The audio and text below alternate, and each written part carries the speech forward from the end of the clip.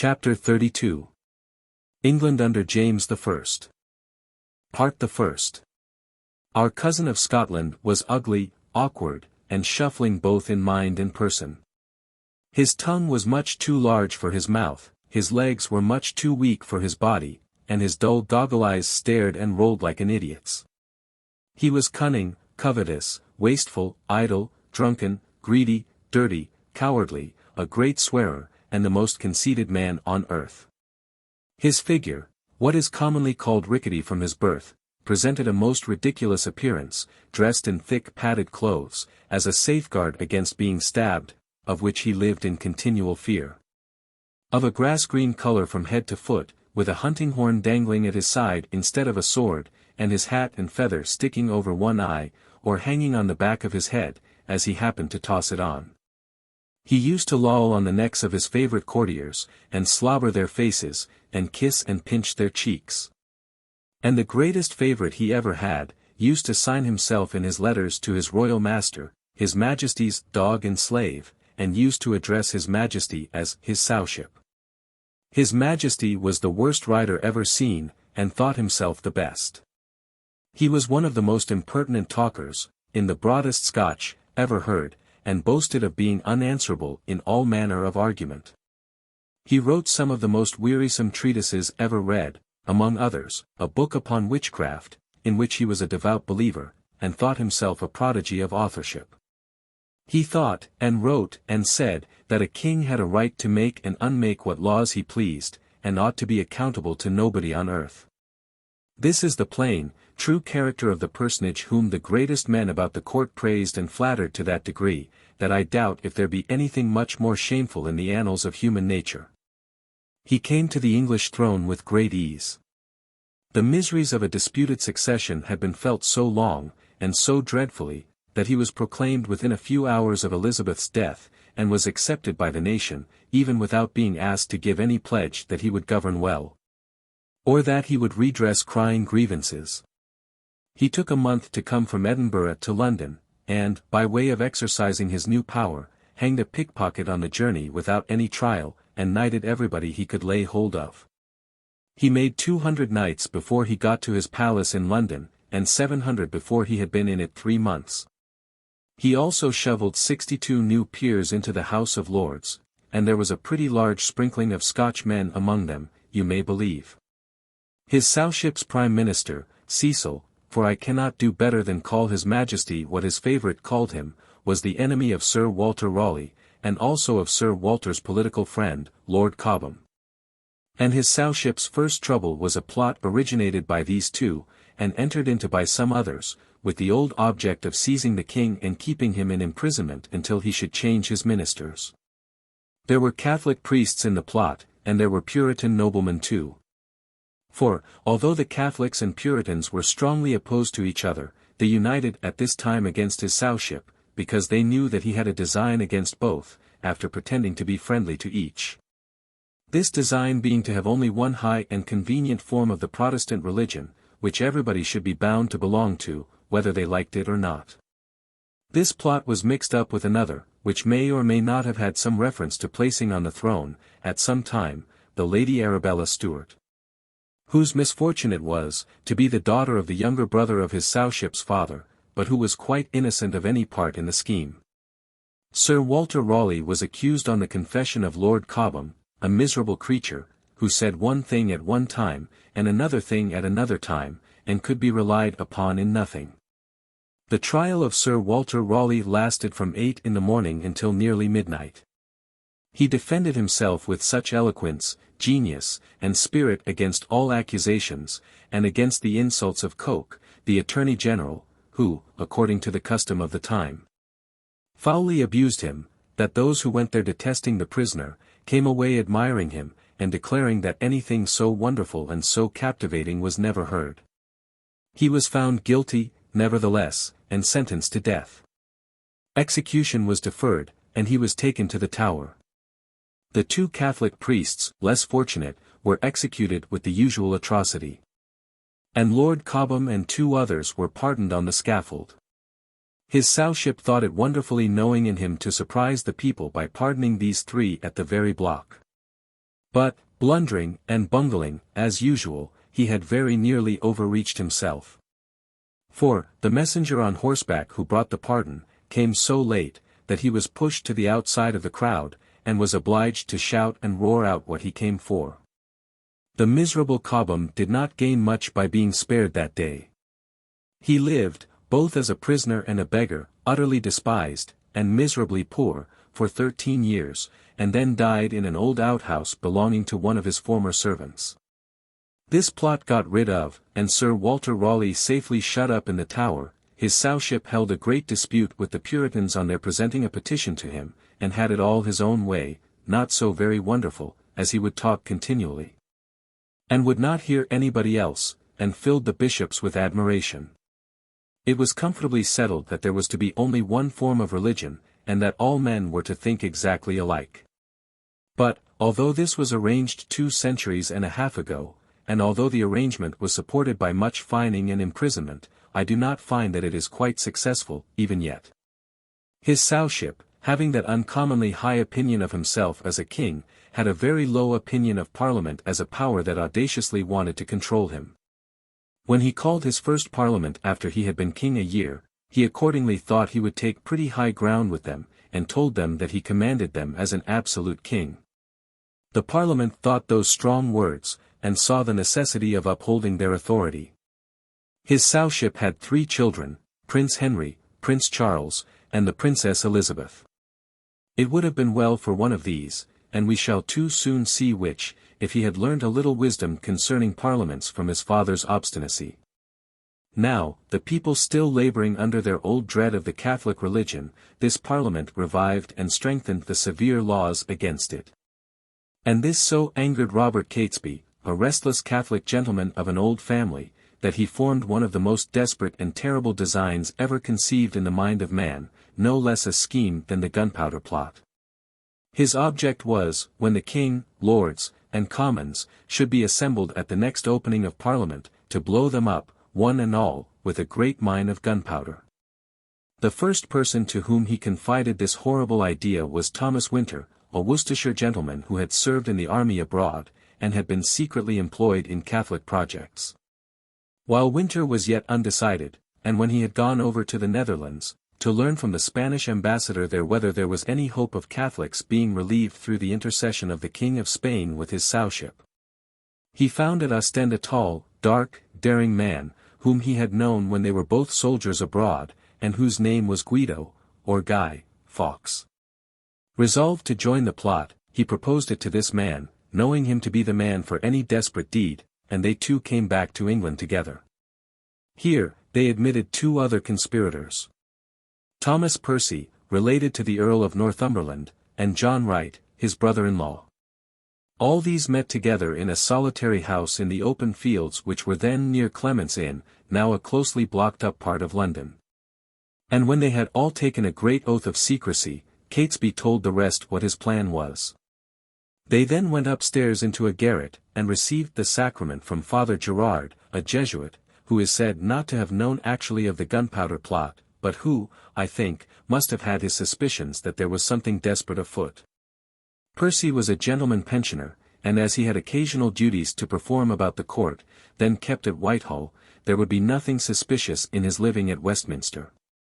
So, having looked well about him, and having found a house to let, the back of which joined the Parliament House, he hired it of a person named Ferris, for the purpose of undermining the wall.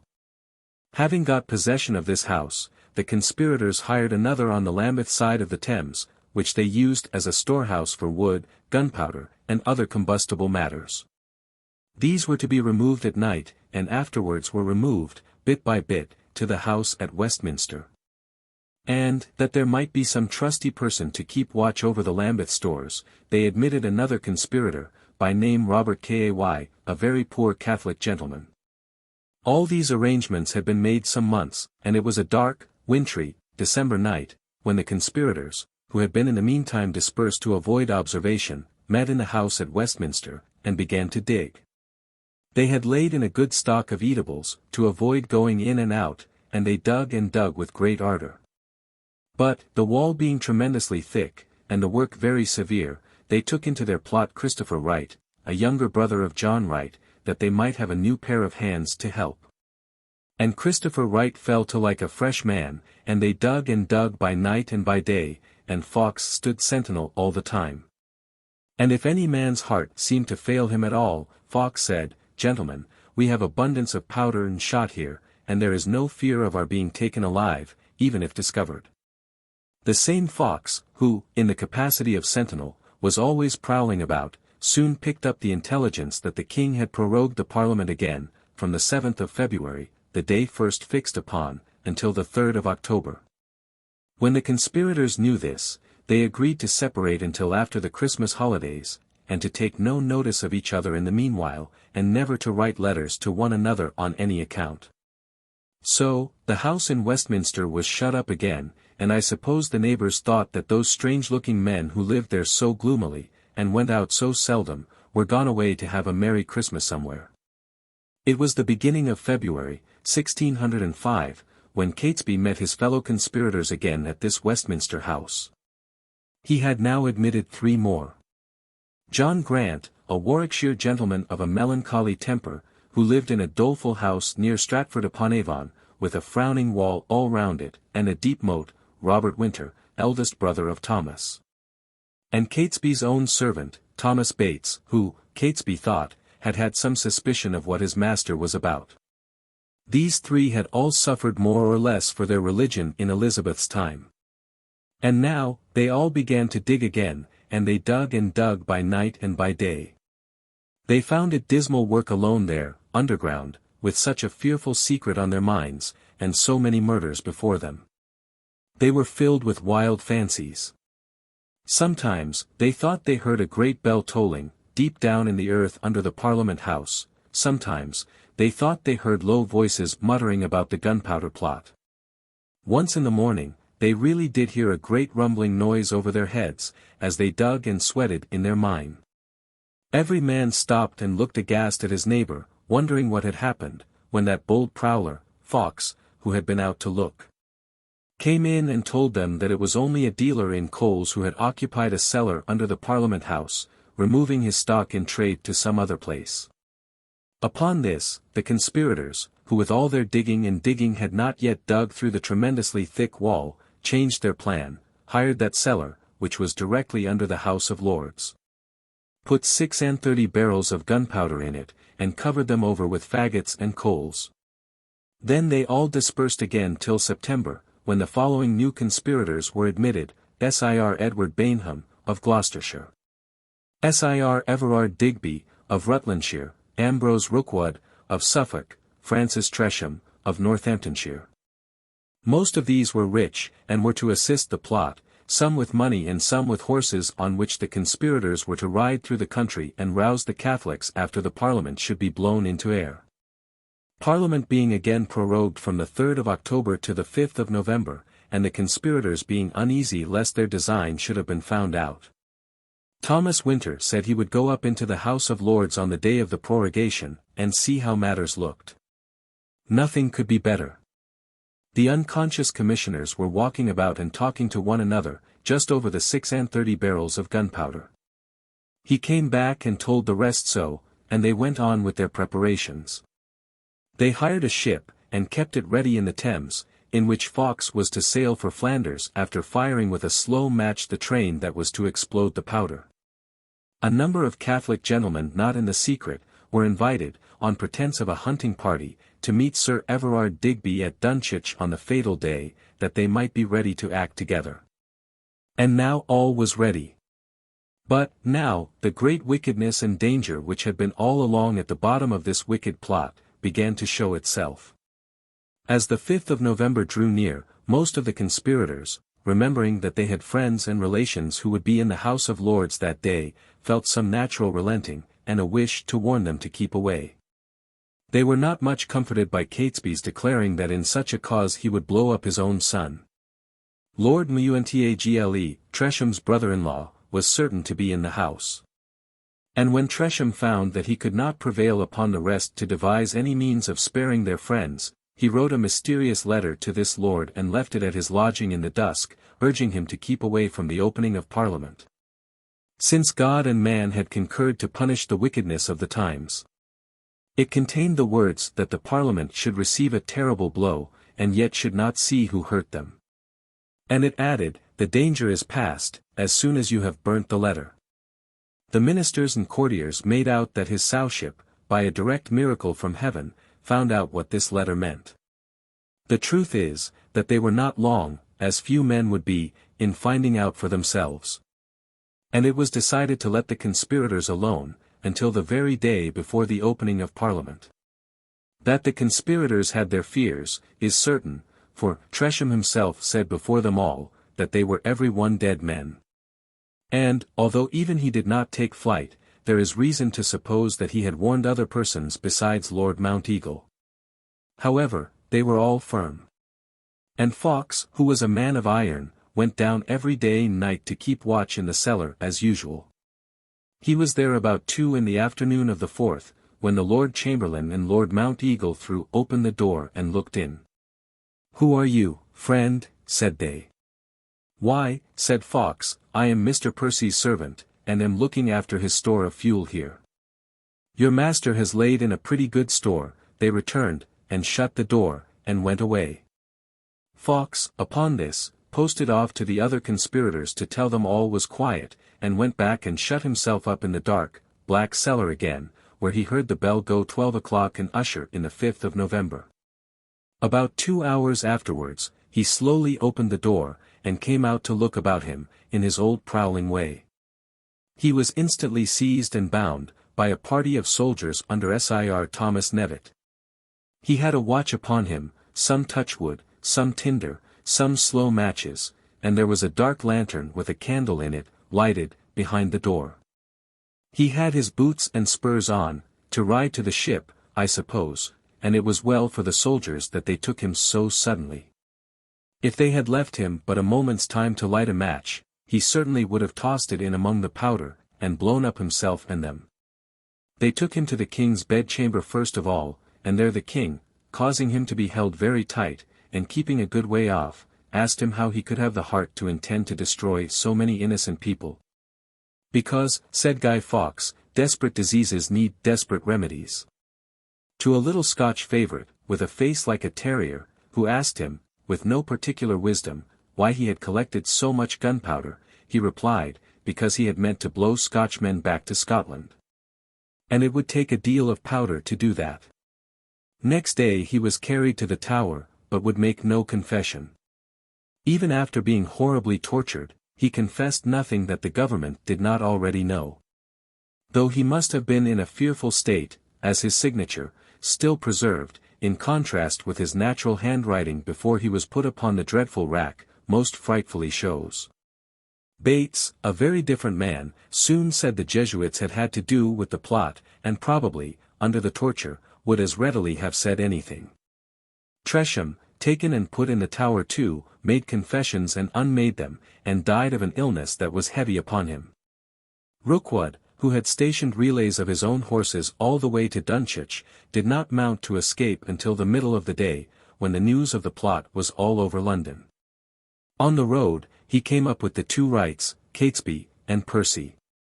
And they all galloped together into Northamptonshire. Thence to Dunchurch, where they found the proposed party assembled.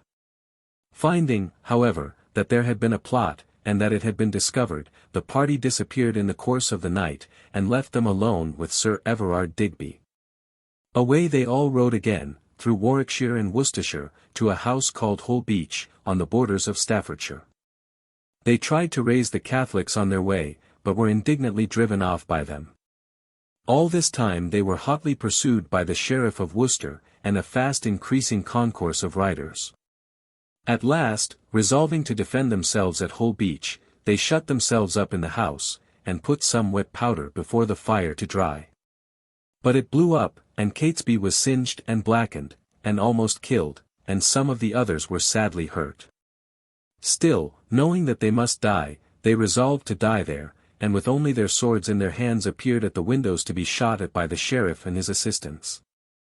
Catesby said to Thomas Winter, after Thomas had been hit in the right arm which dropped powerless by his side, "Stand by me, Tom, and we will die together." Which they did, being shot through the body by 2 bullets from one gun. John Wright, and Christopher Wright, and Percy, were also shot.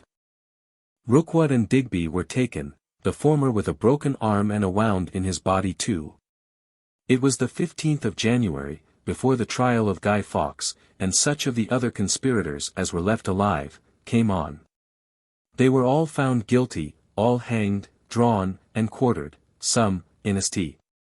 Paul's churchyard, on the top of Ludgate Hill, some, before the Parliament House. A Jesuit priest, named Henry Garnet, to whom the dreadful design was said to have been communicated, was taken and tried. And 2 of his servants, as well as a poor priest who was taken with him, were tortured without mercy. He himself was not tortured, but was surrounded in the Tower by tamperers and traitors, and so was made unfairly to convict himself out of his own mouth. He said, upon his trial, that he had done all he could to prevent the deed, and that he could not make public what had been told him in confession, though I am afraid he knew of the plot in other ways. He was found guilty and executed, after a manful defense, and the Catholic Church made a saint of him. Some rich and powerful persons, who had had nothing to do with the project, were fined and imprisoned for it by the Star Chamber. The Catholics, in general, who had recoiled with horror from the idea of the infernal contrivance, were unjustly put under more severe laws than before, and this was the end of the gunpowder plot. Part the second. His Sowship would pretty willingly, I think, have blown the House of Commons into the air himself, for his dread and jealousy of it knew no bounds all through his reign. When he was hard pressed for money he was obliged to order it to meet, as he could get no money without it. And when it asked him first to abolish some of the monopolies and necessaries of life which were a great grievance to the people, and to redress other public wrongs, he flew into a rage and got rid of it again. At one time he wanted it to consent to the union of England with Scotland, and quarrelled about that. At another time it wanted him to put down a most infamous church abuse, called the High Commission Court, and he quarrelled with it about that. At another time it entreated him not to be quite so fond of his archbishops and bishops who made speeches in his praise too awful to be related, but to have some little consideration for the poor Puritan clergy who were persecuted for preaching in their own way, and not according to the archbishops and bishops. And they quarrelled about that. In short, what with hating the House of Commons, and pretending not to hate it, and what with now sending some of its members who opposed him, to Newgate or to the Tower, and now telling the rest that they must not presume to make speeches about the public affairs which could not possibly concern them. And what with cajoling, and bullying, and fighting, and being frightened, the House of Commons was the plague of his Sowship's existence. It was pretty firm, however, in maintaining its rights, and insisting that the Parliament should make the laws, and not the King by his own single proclamations, which he tried hard to do. And his Sowship was so often distressed for money, in consequence, that he sold every sort of title and public office as if they were merchandise, and even invented a new dignity called a baronetcy, which anybody could buy for £1,000. These disputes with his parliaments, and his hunting, and his drinking, and his lying in bed, for he was a great sluggard, occupied his Sowship pretty well. The rest of his time he chiefly passed in hugging and slobbering his favourites. The first of these was Sir Philip Herbert, who had no knowledge whatever, except of dogs, and horses, and hunting, but whom he soon made Earl of Montgomery. The next, and a much more famous one, was Robert Carr, or Ker, for it is not certain which was his right name, who came from the border country, and whom he soon made Viscount Rochester, and afterwards, Earl of Somerset. The way in which his Sowship doted on this handsome young man, is even more odious to think of, than the way in which the really great men of England condescended to bow down before him. The favourite's great friend was a certain Sir Thomas Overbury, who wrote his love letters for him, and assisted him in the duties of his many high places, which his own ignorance prevented him from discharging. But this same Sir Thomas having just manhood enough to dissuade the favourite from a wicked marriage with the beautiful Countess of Essex, who was to get a divorce from her husband for the purpose, the said Countess, in her rage, got Sir Thomas put into the Tower, and there poisoned him. Then the favourite and this bad woman were publicly married by the King's pet bishop, with as much to do and rejoicing, as if he had been the best man, and she the best woman, upon the face of the earth. But, after a longer sunshine than might have been expected, of 7 years or so, that is to say, another handsome young man started up and eclipsed the Earl of Somerset. This was George Villiers, the youngest son of a Leicestershire gentleman, who came to court with all the Paris fashions on him, and could dance as well as the best mountebank that ever was seen. He soon danced himself into the good graces of his Sowship, and danced the other favourite out of favour. Then, it was all at once discovered that the Earl and Countess of Somerset had not deserved all those great promotions and mighty rejoicings, and they were separately tried for the murder of Sir Thomas Overbury, and for other crimes. But, the king was so afraid of his late favourites publicly telling some disgraceful things he knew of him, which he darkly threatened to do, that he was even examined with 2 men standing, one on either side of him, each with a cloak in his hand, ready to throw it over his head and stop his mouth if he should break out with what he had it in his power to tell. So, a very lame affair was purposely made of the trial, and his punishment was an allowance of £4,000 a year in retirement, while the Countess was pardoned, and allowed to pass into retirement too. They hated one another by this time, and lived to revile and torment each other some years. While these events were in progress, and while his Sowship was making such an exhibition of himself, from day to day and from year to year, as is not often seen in any sty, 3 remarkable deaths took place in England. The first was that of the minister, Robert Cecil, Earl of Salisbury, who was past 60, and had never been strong, being deformed from his birth. He said at last that he had no wish to live. And no minister need have had, with his experience of the meanness and wickedness of those disgraceful times. The second was that of the Lady Arabella Stuart, who alarmed his Sowship mightily, by privately marrying William Seymour, son of Lord Beauchamp, who was a descendant of King Henry VII, and who, his Sowship thought, might consequently increase and strengthen any claim she might one day set up to the throne. She was separated from her husband, who was put in the Tower, and thrust into a boat to be confined at Durham. She escaped in a man's dress to get away in a French ship from Gravesend to France, but unhappily missed her husband, who had escaped too, and was soon taken. She went raving mad in the miserable Tower, and died there after 4 years. The last, and the most important of these 3 deaths, was that of Prince Henry, the heir to the throne, in the 19th year of his age. He was a promising young prince, and greatly liked. A quiet, well-conducted youth, of whom 2 very good things are known: first, that his father was jealous of him. Secondly, that he was the friend of Sir Walter Raleigh, languishing through all those years in the Tower, and often said that no man but his father would keep such a bird in such a cage. On the occasion of the preparations for the marriage of his sister the Princess Elizabeth with a foreign prince, and an unhappy marriage it turned out, he came from Richmond, where he had been very ill, to greet his new brother-in-law at the palace at Whitehall. There he played a great game at tennis, in his shirt, though it was very cold weather, and was seized with an alarming illness, and died within a fortnight of a putrid fever.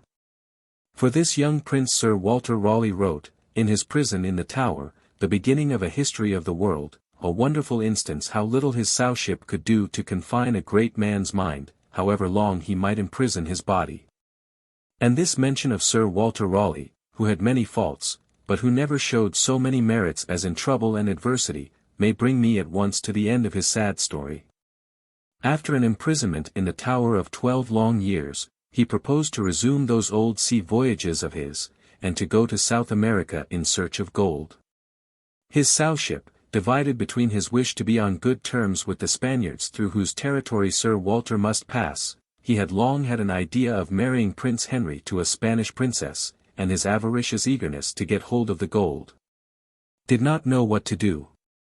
But, in the end, he set Sir Walter free, taking securities for his return. And Sir Walter fitted out an expedition at his own coast and, on the 28th of March, 1617, sailed away in command of one of its ships, which he ominously called the Destiny.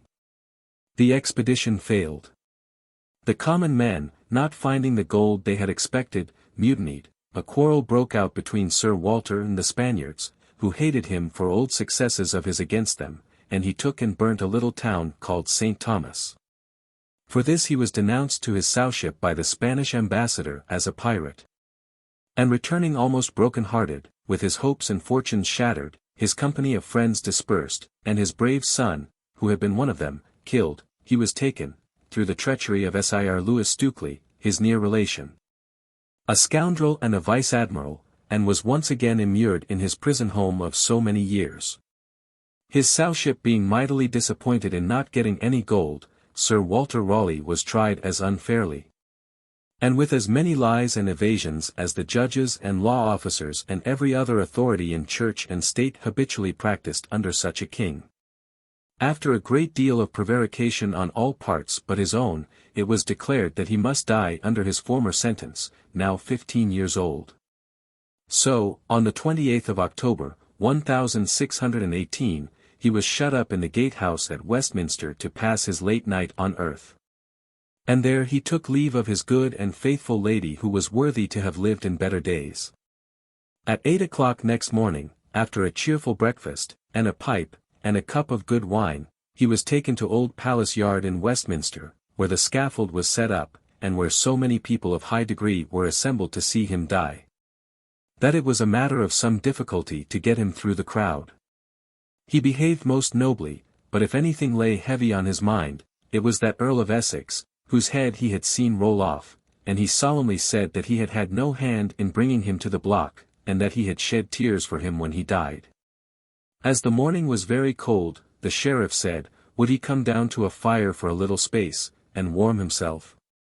But Sir Walter thanked him, and said no, he would rather it were done at once, for he was ill of fever and ague, and in another quarter of an hour his shaking fit would come upon him if he were still alive. And his enemies might then suppose that he trembled for fear. With that, he kneeled and made a very beautiful and Christian prayer. Before he laid his head upon the block he felt the edge of the axe, and said, with a smile upon his face, that it was a sharp medicine, but would cure the worst disease.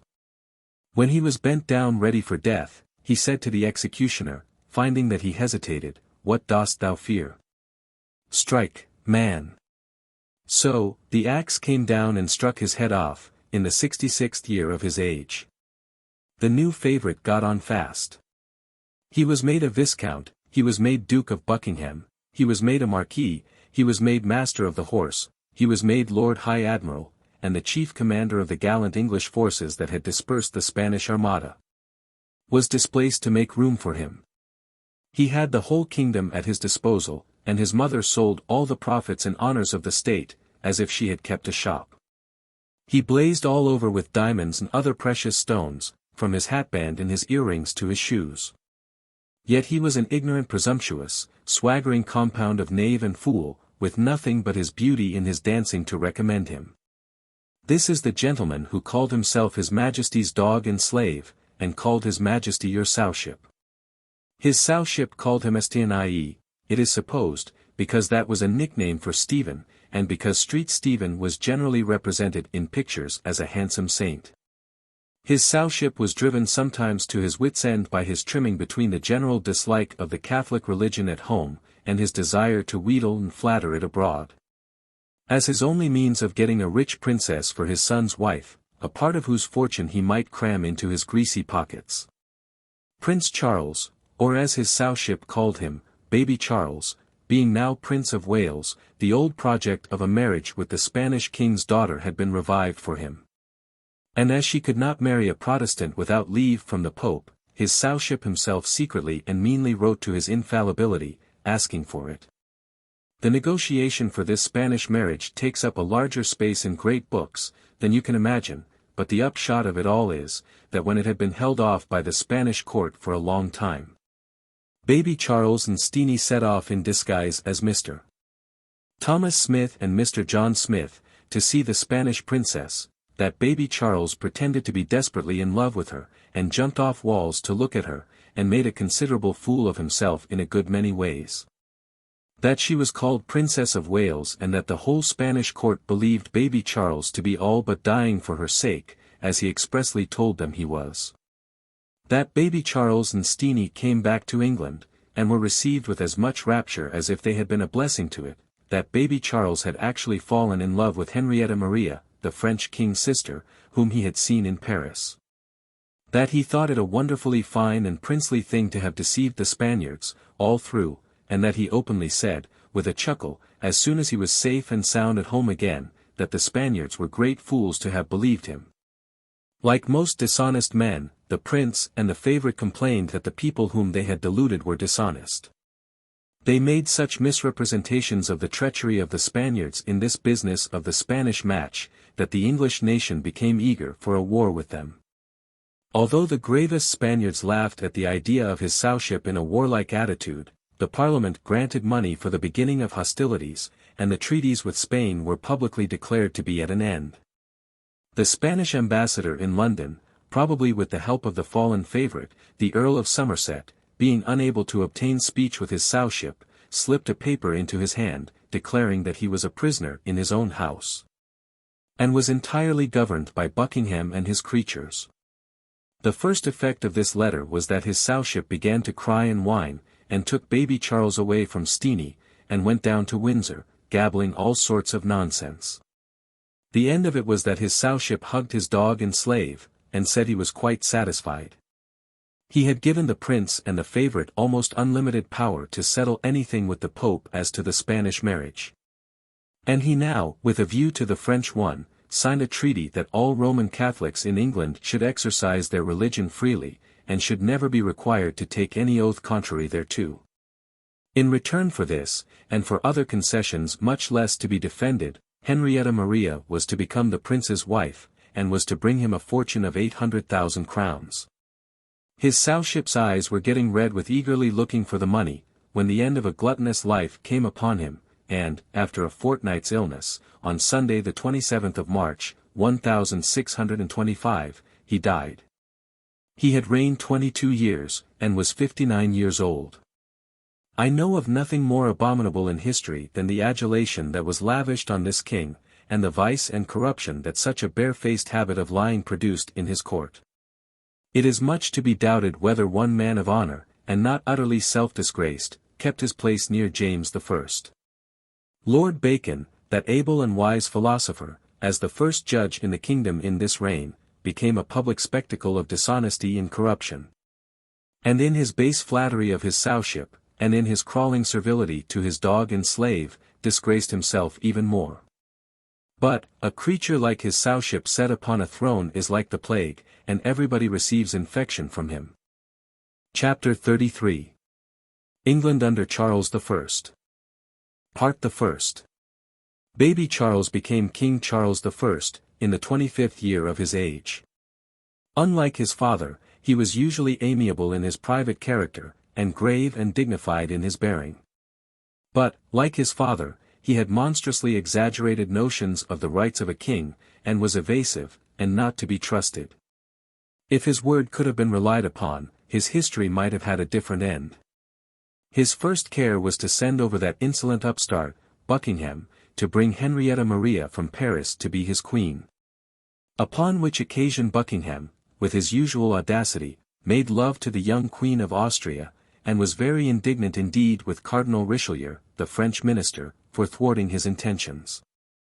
The English people were very well disposed to like their new queen, and to receive her with great favour when she came among them as a stranger. But, she held the Protestant religion in great dislike, and brought over a crowd of unpleasant priests, who made her do some very ridiculous things, and forced themselves upon the public notice in many disagreeable ways. Hence, the people soon came to dislike her, and she soon came to dislike them. And she did so much all through this reign in setting the king, who was dotingly fond of her, against his subjects, that it would have been better for him if she had never been born. Now, you are to understand that King Charles I, of his own determination to be a high and mighty king not to be called to account by anybody, and urged on by his queen besides, deliberately set himself to put his parliament down and to put himself up. You are also to understand, that even in pursuit of this wrong idea, enough in itself to have ruined any king, he never took a straight course, but always took a crooked one. He was bent upon war with Spain, though neither the House of Commons nor the people were quite clear as to the justice of that war, now that they began to think a little more about the story of the Spanish match. But the king rushed into it hotly, raised money by illegal means to meet its expenses, and encountered a miserable failure at Cadiz, in the very first year of his reign. An expedition to Cadiz had been made in the hope of plunder, but as it was not successful, it was necessary to get a grant of money from the Parliament. And when they met, in no very complying humor, the king told them, to make haste to let him have it, or it would be the worse for themselves. Not put in a more complying humor by this, they impeached the king's favourite, the Duke of Buckingham, as the cause, which he undoubtedly was, of many great public grievances and wrongs. The king, to save him, dissolved the Parliament without getting the money he wanted, and when the Lords implored him to consider and grant a little delay, he replied, "No, not 1 minute." He then began to raise money for himself by the following means among others. He levied certain duties called tonnage and poundage which had not been granted by the Parliament, and could lawfully be levied by no other power. He called upon the seaport towns to furnish, and to pay all the cost for 3 months of, a fleet of armed ships, and he required the people to unite in lending him large sums of money, the repayment of which was very doubtful. If the poor people refused, they were pressed as soldiers or sailors; if the gentry refused, they were sent to prison. 5 gentlemen, named Sir Thomas Darnell, John Corbett, Walter Earl, John Heveningham, and Everard Hampton, for refusing were taken up by a warrant of the King's Privy Council, and were sent to prison without any cause but the King's pleasure being stated for their imprisonment. Then the question came to be solemnly tried, whether this was not a violation of Magna Carta, and an encroachment by the King on the highest rights of the English people. His lawyers contended no, because to encroach upon the rights of the English people would be to do wrong, and the King could do no wrong. The accommodating judges decided in favor of this wicked nonsense. And here was a fatal division between the King and the people. For all this, it became necessary to call another Parliament. The people, sensible of the danger in which their liberties were, chose for it those who were best known for their determined opposition to the King. But still the King, quite blinded by his determination to carry everything before him, addressed them when they met, in a contemptuous manner, and just told them in so many words that he had only called them together because he wanted money. The Parliament, strong enough and resolute enough to know that they would lower his tone, cared little for what he said, and laid before him one of the great documents of history, which is called the Petition of Right, requiring that the free men of England should no longer be called upon to lend the King money, and should no longer be pressed or imprisoned for refusing to do so. Further, that the free men of England should no longer be seized by the King's special mandate or warrant, it being contrary to their rights and liberties and the laws of their country. At first the King returned an answer to this petition, in which he tried to shirk it altogether. But, the House of Commons then showing their determination to go on with the impeachment of Buckingham, the King in alarm returned an answer, giving his consent to all that was required of him. He not only afterwards departed from his word and honour on these points, over and over again, but, at this very time, he did the mean and dissembling act of publishing his first answer and not his second, merely that the people might suppose that the Parliament had not got the better of him. That pestilent Buckingham, to gratify his own wounded vanity, had by this time involved the country in war with France, as well as with Spain. For such miserable causes and such miserable creatures are wars sometimes made. But he was destined to do little more mischief in this world. One morning, as he was going out of his house to his carriage, he turned to speak to a certain Colonel Fryer who was with him. And he was violently stabbed with a knife, which the murderer left sticking in his heart. This happened in his hall. He had had angry words upstairs, just before, with some French gentlemen, who were immediately suspected by his servants, and had a close escape from being set upon and killed.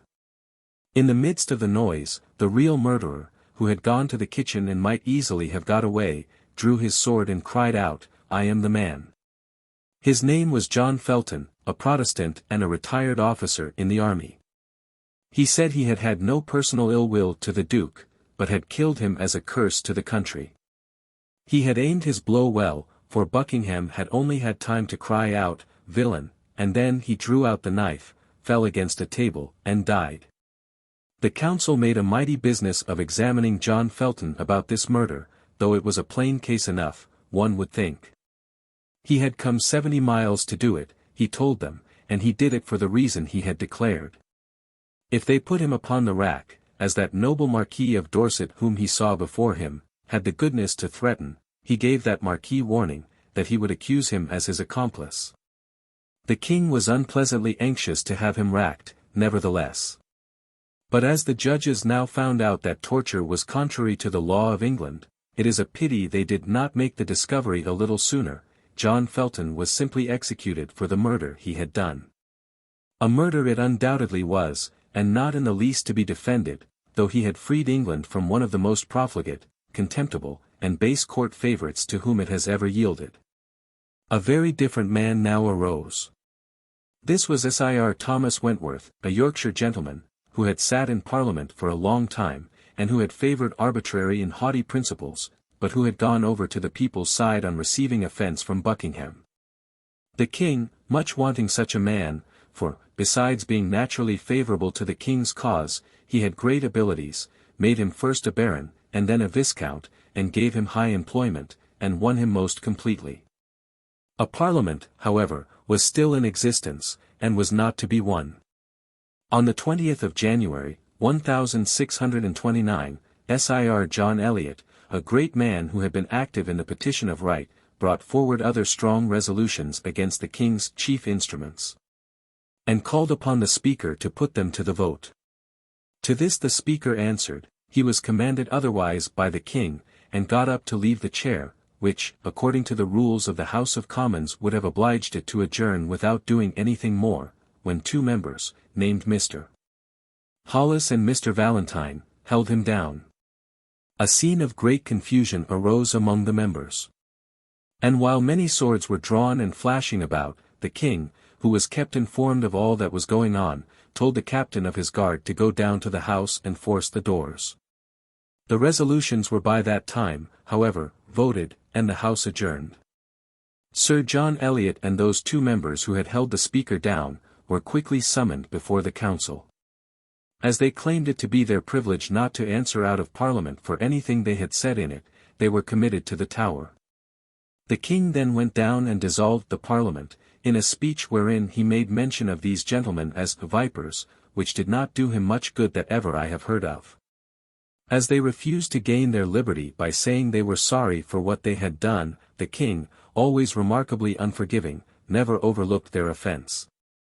When they demanded to be brought up before the Court of King's Bench, he even resorted to the meanness of having them moved about from prison to prison, so that the writs issued for that purpose should not legally find them. At last they came before the court and were sentenced to heavy fines, and to be imprisoned during the king's pleasure. When Sir John Eliot's health had quite given way, and he so longed for change of air and scene as to petition for his release, the king sent back the answer, worthy of his Sowship himself, that the petition was not humble enough. When he sent another petition by his young son, in which he pathetically offered to go back to prison when his health was restored, if he might be released for its recovery, the king still disregarded it. When he died in the Tower, and his children petitioned to be allowed to take his body down to Cornwall, there to lay it among the ashes of his forefathers, the king returned for answer, "Let Sir John Eliot's body be buried in the church of that parish where he died." All this was like a very little king indeed, I think.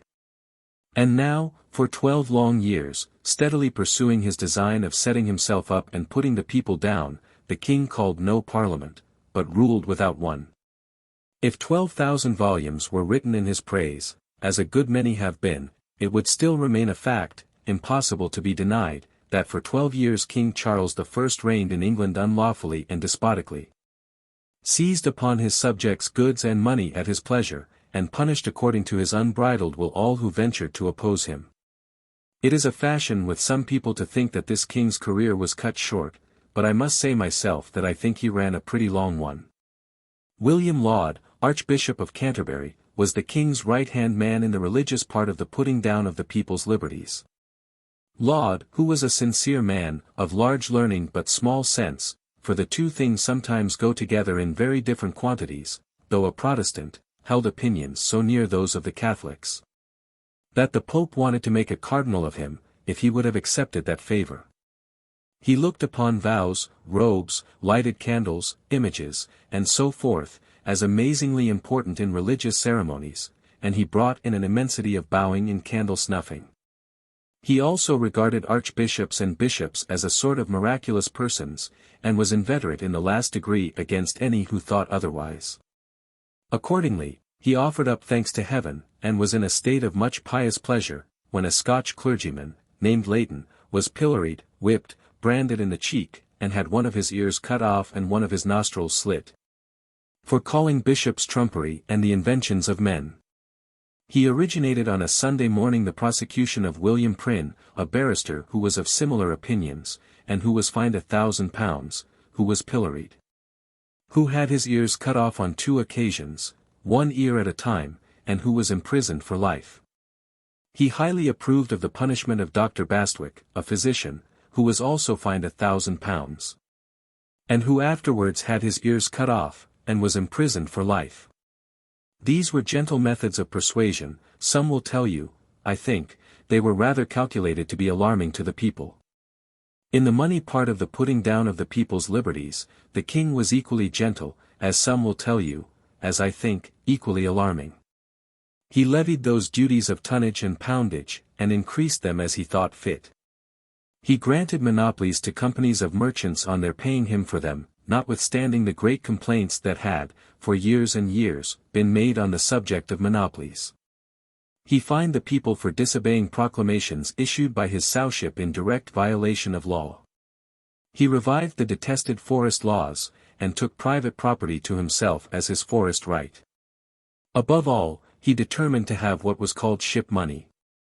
That is to say, money for the support of the fleet, not only from the seaports, but from all the counties of England, having found out that, in some ancient time or other, all the counties paid it.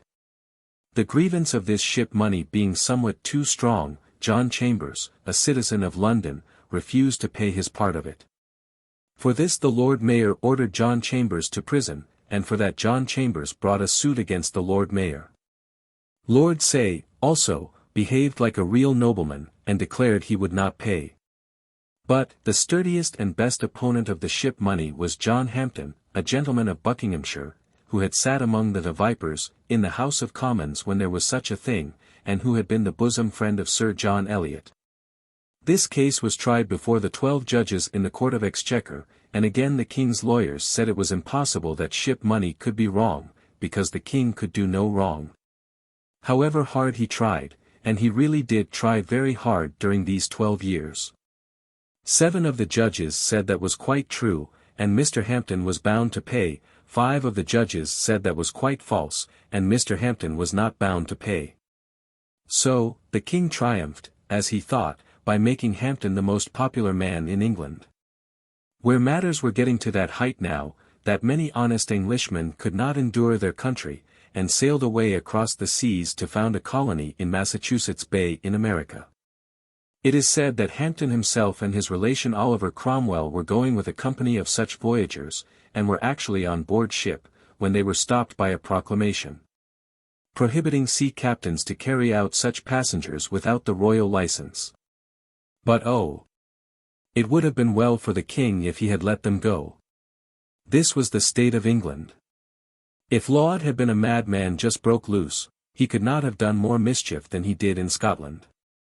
In his endeavours, in which he was seconded by the king, then in person in that part of his dominions, to force his own ideas of bishops, and his own religious forms and ceremonies upon the Scotch, he roused that nation to a perfect frenzy.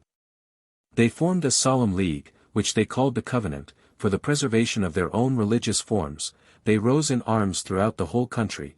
They summoned all their men to prayers and sermons twice a day by beat of drum. They sang psalms, in which they compared their enemies to all the evil spirits that ever were heard of, and they solemnly vowed to smite them with the sword. At first the king tried force, then treaty, then a Scottish parliament which did not answer at all. Then he tried the Earl of Strafford, formerly Sir Thomas Wentworth, who, as Lord Wentworth, had been governing Ireland. He, too, had carried it with a very high hand there, though to the benefit and prosperity of that country. Strafford and Laud were for conquering the Scottish people by force of arms. Other lords who were taken into council, recommended that a parliament should at last be called, to which the king unwillingly consented. So, on the 13th of April, 1640, that then strange sight, a parliament, was seen at Westminster. It is called the Short Parliament, for it lasted a very little while. While the members were all looking at one another, doubtful who would dare to speak, Pym arose and set forth all that the king had done unlawfully during the past 12 years, and what was the position to which England was reduced. This great example set, other members took courage and spoke the truth freely, though with great patience and moderation.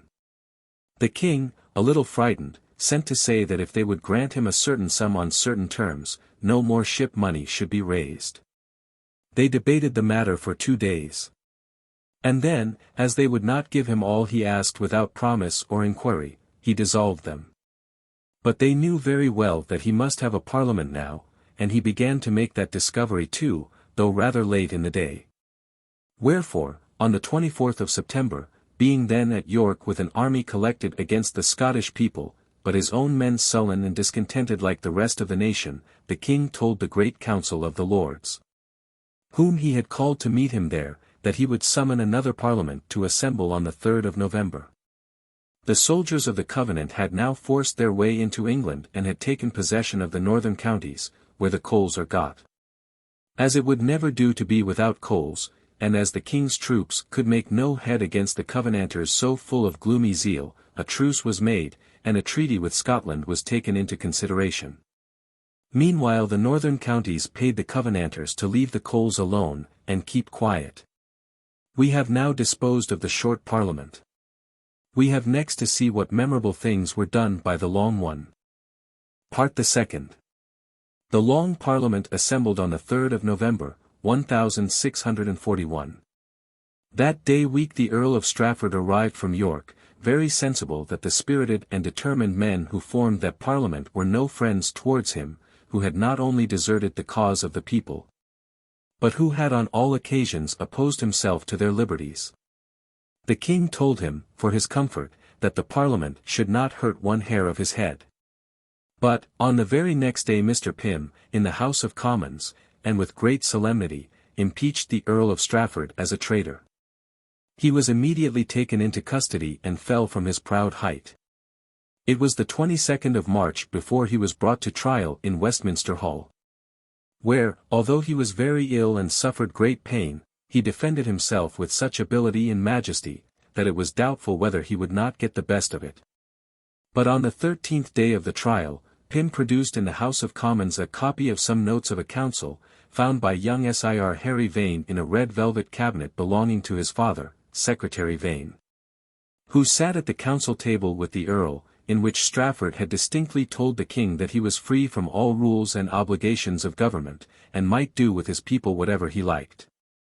And in which he had added, "You have an army in Ireland that you may employ to reduce this kingdom to obedience." It was not clear whether by the words, "this kingdom," he had really meant England or Scotland. But the Parliament contended that he meant England, and this was treason. At the same sitting of the House of Commons it was resolved to bring in a bill of attainder declaring the treason to have been committed, in preference to proceeding with the trial by impeachment, which would have required the treason to be proved. So, a bill was brought in at once, was carried through the House of Commons by a large majority, and was sent up to the House of Lords. While it was still uncertain whether the House of Lords would pass it and the King consent to it, Pym disclosed to the House of Commons that the King and Queen had both been plotting with the officers of the army to bring up the soldiers and control the Parliament, and also to introduce 200 soldiers into the Tower of London to effect the Earl's escape. The plotting with the army was revealed by one George Goring, the son of a lord of that name, a bad fellow who was one of the original plotters, and turned traitor. The king had actually given his warrant for the admission of the 200 men into the Tower, and they would have got in too, but for the refusal of the governor, a sturdy Scotchman of the name of Balfour, to admit them. These matters being made public, great numbers of people began to riot outside the Houses of Parliament, and to cry out for the execution of the Earl of Strafford, as one of the king's chief instruments against them. The bill passed the House of Lords while the people were in this state of agitation, and was laid before the king for his assent. Together with another bill declaring that the Parliament then assembled should not be dissolved or adjourned without their own consent. The king, not unwilling to save a faithful servant, though he had no great attachment for him, was in some doubt what to do. But he gave his consent to both bills, although he in his heart believed that the bill against the Earl of Strafford was unlawful and unjust. The Earl had written to him, telling him that he was willing to die for his sake. But he had not expected that his royal master would take him at his word quite so readily, for, when he heard his doom, he laid his hand upon his heart and said, "Put not your trust in princes." The king, who never could be straightforward and plain, through one single day or through one single sheet of paper, wrote a letter to the Lords, and sent it by the young Prince of Wales, entreating them to prevail with the Commons that unfortunate man should fulfil the natural course of his life in a close imprisonment. In a postscript to the very same letter, he added, if he must die, it were charity to reprieve him till Saturday. If there had been any doubt of his fate, this weakness and meanness would have settled it. The very next day, which was the 12th of May, he was brought out to be beheaded on Tower Hill. Archbishop Laud, who had been so fond of having people's ears cropped off and their noses slit, was now confined in the Tower too. And when the Earl went by his window to his death, he was there, at his request, to give him his blessing. They had been great friends in the king's cause, and the Earl had written to him in the days of their power that he thought it would be an admirable thing to have Mr. Hampden publicly whipped for refusing to pay the ship money. However, those high and mighty doings were over now, and the Earl went his way to death with dignity and heroism. The governor wished him to get into a coach at the Tower Gate, for fear the people should tear him to pieces. But he said it was all one to him whether he died by the axe or by the people's hands. So, he walked, with a firm tread and a stately look, and sometimes pulled off his hat to them as he passed along. They were profoundly quiet. He made a speech on the scaffold from some notes he had prepared. The paper was found lying there after his head was struck off, and one blow of the axe killed him, in the 49th year of his age. This bold and daring act, the Parliament accompanied by other famous measures, all originating, as even this did, in the king's having so grossly and so long abused his power. The name of delinquents was applied to all sheriffs and other officers who had been concerned in raising the ship money, or any other money, from the people, in an unlawful manner.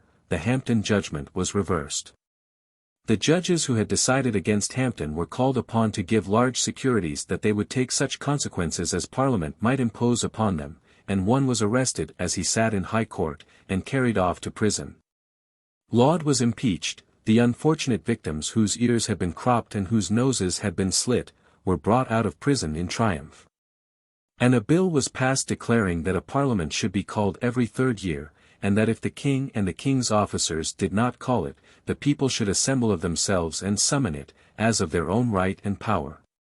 Great illuminations and rejoicings took place over all these things, and the country was wildly excited. That the Parliament took advantage of this excitement and stirred them up by every means, there is no doubt. But you are always to remember those 12 long years, during which the king had tried so hard whether he really could do any wrong or not. All this time there was a great religious outcry against the right of the bishops to sit in Parliament, to which the Scottish people particularly objected.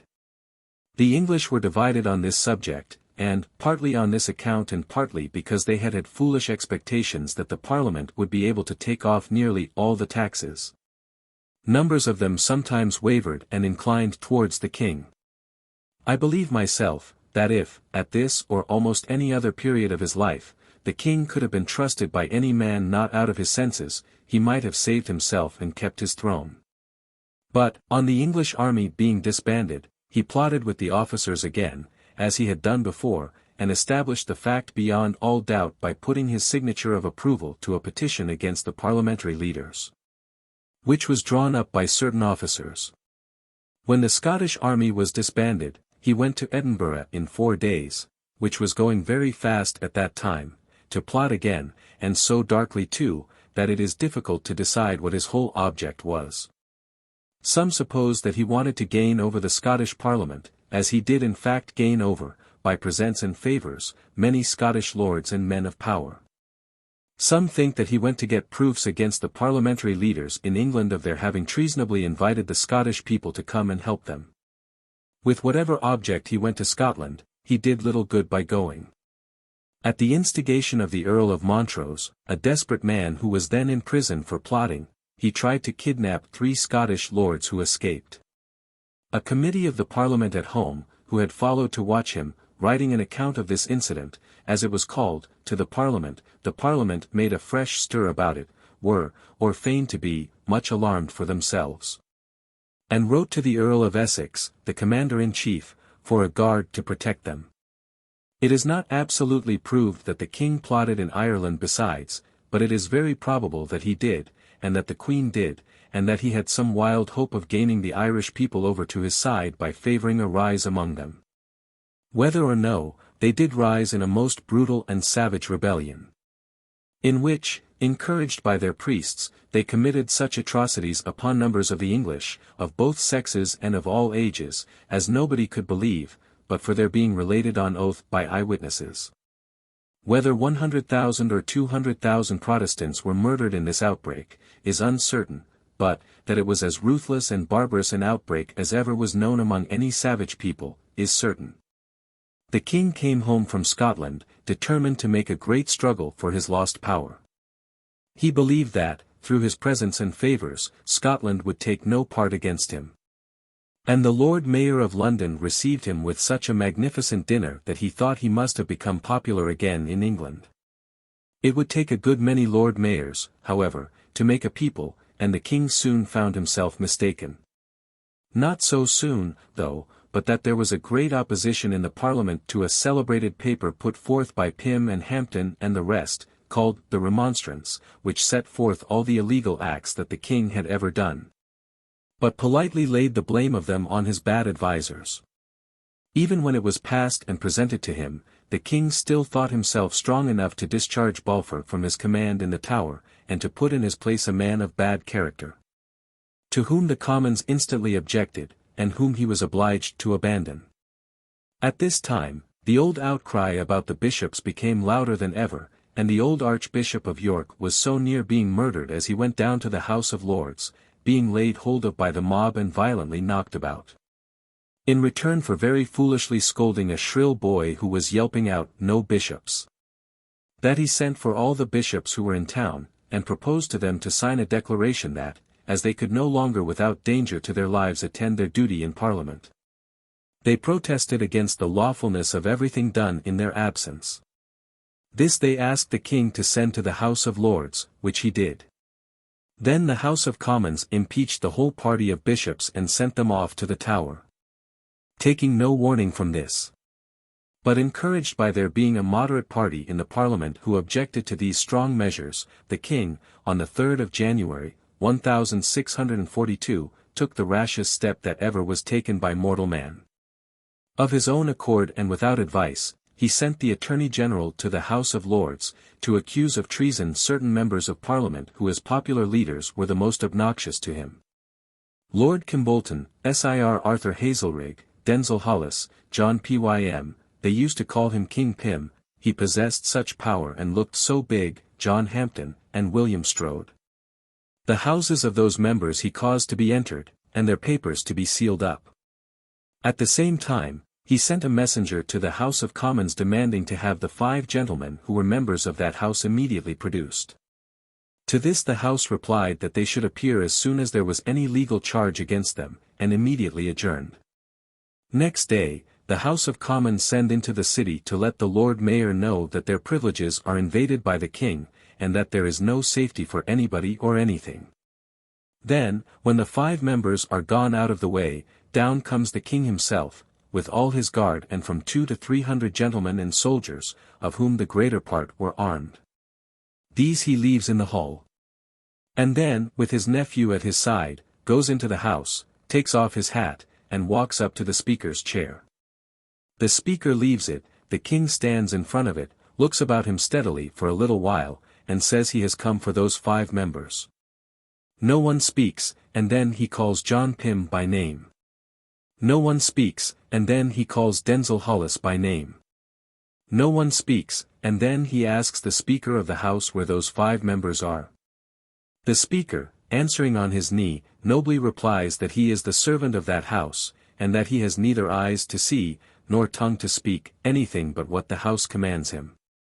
Upon this, the king, beaten from that time evermore, replies that he will seek them himself, for they have committed treason, and goes out, with his hat in his hand, amid some audible murmurs from the members. No words can describe the hurry that arose out of doors when all this was known. The 5 members had gone for safety to a house in Coleman Street, in the city, where they were guarded all night. And indeed the whole city watched in arms like an army. At 10 o'clock in the morning, the king, already frightened at what he had done, came to the Guildhall, with only half a dozen lords, and made a speech to the people, hoping they would not shelter those whom he accused of treason. Next day, he issued a proclamation for the apprehension of the 5 members, but the Parliament minded it so little that they made great arrangements for having them brought down to Westminster in great state, 5 days afterwards. The king was so alarmed now at his own imprudence, if not for his own safety, that he left his palace at Whitehall, and went away with his queen and children to Hampton Court. It was the 11th of May, when the 5 members were carried in state and triumph to Westminster. They were taken by water. The river could not be seen for the boats on it. And the 5 members were hemmed in by barges full of men and great guns, ready to protect them, at any cost. Along the Strand a large body of the train bands of London, under their commander, Skippon, marched to be ready to assist the little fleet. Beyond them, came a crowd who choked the streets, roaring incessantly about the bishops and the papists, and crying out contemptuously as they passed Whitehall, "What has become of the king?" With this great noise outside the House of Commons, and with great silence within, Mr. Pym rose and informed the House of the great kindness with which they had been received in the city. Upon that, the House called the sheriffs in and thanked them, and requested the train bands, under their commander Skippon, to guard the House of Commons every day. Then, came 4,000 men on horseback out of Buckinghamshire, offering their services as a guard too, and bearing a petition to the king, complaining of the injury that had been done to Mr. Hampton, who was their county man and much beloved and honoured. When the king set off for Hampton Court, the gentlemen and soldiers who had been with him followed him out of town as far as Kingston upon Thames. Next day, Lord Digby came to them from the king at Hampton Court, in his coach and 6, to inform them that the king accepted their protection. This, the Parliament said, was making war against the kingdom, and Lord Digby fled abroad. The Parliament then immediately applied themselves to getting hold of the military power of the country, well knowing that the king was already trying hard to use it against them, and that he had secretly sent the Earl of Newcastle to Hull to secure a valuable magazine of arms and gunpowder that was there. In those times, every county had its own magazines of arms and powder, for its own train bands or militia. So, the Parliament brought in a bill claiming the right, which up to this time had belonged to the king, of appointing the Lord Lieutenants of counties, who commanded these train bands. Also, of having all the forts, castles, and garrisons in the kingdom, put into the hands of such governors as they, the Parliament, could confide in. It also passed a law depriving the bishops of their votes. The king gave his assent to that bill, but would not abandon the right of appointing the Lord Lieutenants, though he said he was willing to appoint such as might be suggested to him by the Parliament. When the Earl of Pembroke asked him whether he would not give way on that question for a time, he said, "By God! Not for 1 hour," and upon this he and the Parliament went to war. His young daughter was betrothed to the Prince of Orange. On pretence of taking her to the country of her future husband, the Queen was already got safely away to Holland, there to pawn the crown jewels for money to raise an army on the king's side. The Lord Admiral being sick, the House of Commons now named the Earl of Warwick to hold his place for a year. The king named another gentleman. The House of Commons took its own way, and the Earl of Warwick became Lord Admiral without the king's consent. The Parliament sent orders down to Hull to have that magazine removed to London. The king went down to Hull to take it himself. The citizens would not admit him into the town, and the governor would not admit him into the castle. The Parliament resolved that whatever the two houses passed, and the king would not consent to, should be called an ordinance, and should be as much a law as if he did consent to it. The king protested against this, and gave notice that these ordinances were not to be obeyed. The king, attended by the majority of the House of Peers, and by many members of the House of Commons, established himself at York. The Chancellor went to him with the Great Seal, and the Parliament made a new Great Seal. The Queen sent over a ship full of arms and ammunition, and the king issued letters to borrow money at high interest. The Parliament raised 20 regiments of foot and 75 troops of horse, and the people willingly aided them with their money, plate, jewellery, and trinkets, the married women even with their wedding rings. Every member of Parliament who could raise a troop or a regiment in his own part of the country, dressed it according to his taste and in his own colours, and commanded it. Foremost among them all, Oliver Cromwell raised a troop of horse, thoroughly in earnest and thoroughly well armed, who were, perhaps, the best soldiers that ever were seen. In some of their proceedings, this famous Parliament passed the bounds of previous law and custom, yielded to and favoured riotous assemblages of the people, and acted tyrannically in imprisoning some who differed from the popular leaders. But again, you are always to remember that the 12 years during which the king had had his own wilful way, had gone before. And that nothing could make the times what they might, could, would, or should have been, if those 12 years had never rolled away. Part the third. I shall not try to relate the particulars of the great civil war between King Charles I and the Long Parliament, which lasted nearly 4 years, and a full account of which would fill many large books. It was a sad thing that Englishmen should once more be fighting against Englishmen on English ground, but it is some consolation to know that on both sides there was great humanity, forbearance, and honour. The soldiers of the Parliament were far more remarkable for these good qualities than the soldiers of the king, many of whom fought for mere pay without much caring for the cause. But those of the nobility and gentry who were on the king's side were so brave, and so faithful to him, that their conduct cannot but command our highest admiration. Among them were great numbers of Catholics, who took the royal side because the Queen was so strongly of their persuasion. The king might have distinguished some of these gallant spirits, if he had been as generous a spirit himself, by giving them the command of his army. Instead of that, however, true to his old high notions of royalty, he entrusted it to his two nephews, Prince Rupert and Prince Maurice, who were of royal blood and came over from abroad to help him. It might have been better for him if they had stayed away, since Prince Rupert was an impetuous, hot-headed fellow, whose only idea was to dash into battle at all times and seasons, and lay about him. The General-in-Chief of the Parliamentary Army was the Earl of Essex, a gentleman of honour and an excellent soldier. A little while before the war broke out, there had been some rioting at Westminster between certain officious law students and noisy soldiers, and the shopkeepers and their apprentices, and the general people in the streets. At that time the king's friends called the crowd Roundheads, because the apprentices wore short hair. The crowd, in return, called their opponents Cavaliers, meaning that they were a blustering set, who pretended to be very military.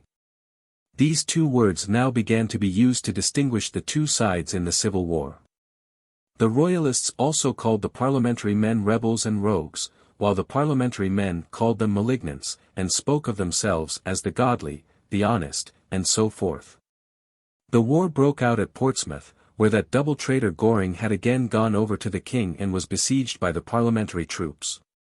Upon this, the king proclaimed the Earl of Essex and the officers serving under him, traitors, and called upon his loyal subjects to meet him in arms at Nottingham on the 25th of August.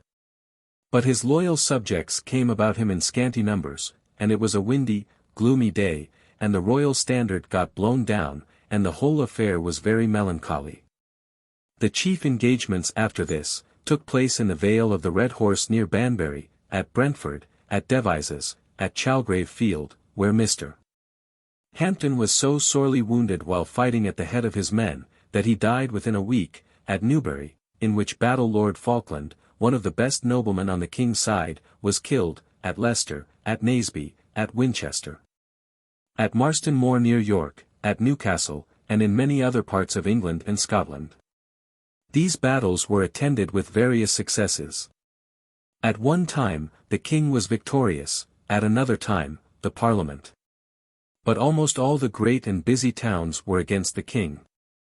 And when it was considered necessary to fortify London, all ranks of people, from labouring men and women, up to lords and ladies, worked hard together with heartiness and goodwill. The most distinguished leaders on the parliamentary side were Hampden, Sir Thomas Fairfax, and, above all, Oliver Cromwell, and his son-in-law Ireton. During the whole of this war, the people, to whom it was very expensive and irksome, and to whom it was made the more distressing by almost every family being divided, some of its members attaching themselves to one side and some to the other, were over and over again most anxious for peace. So were some of the best men in each cause. Accordingly, treaties of peace were discussed between commissioners from the Parliament and the king, at York, at Oxford, where the king held a little parliament of his own, and at Uxbridge.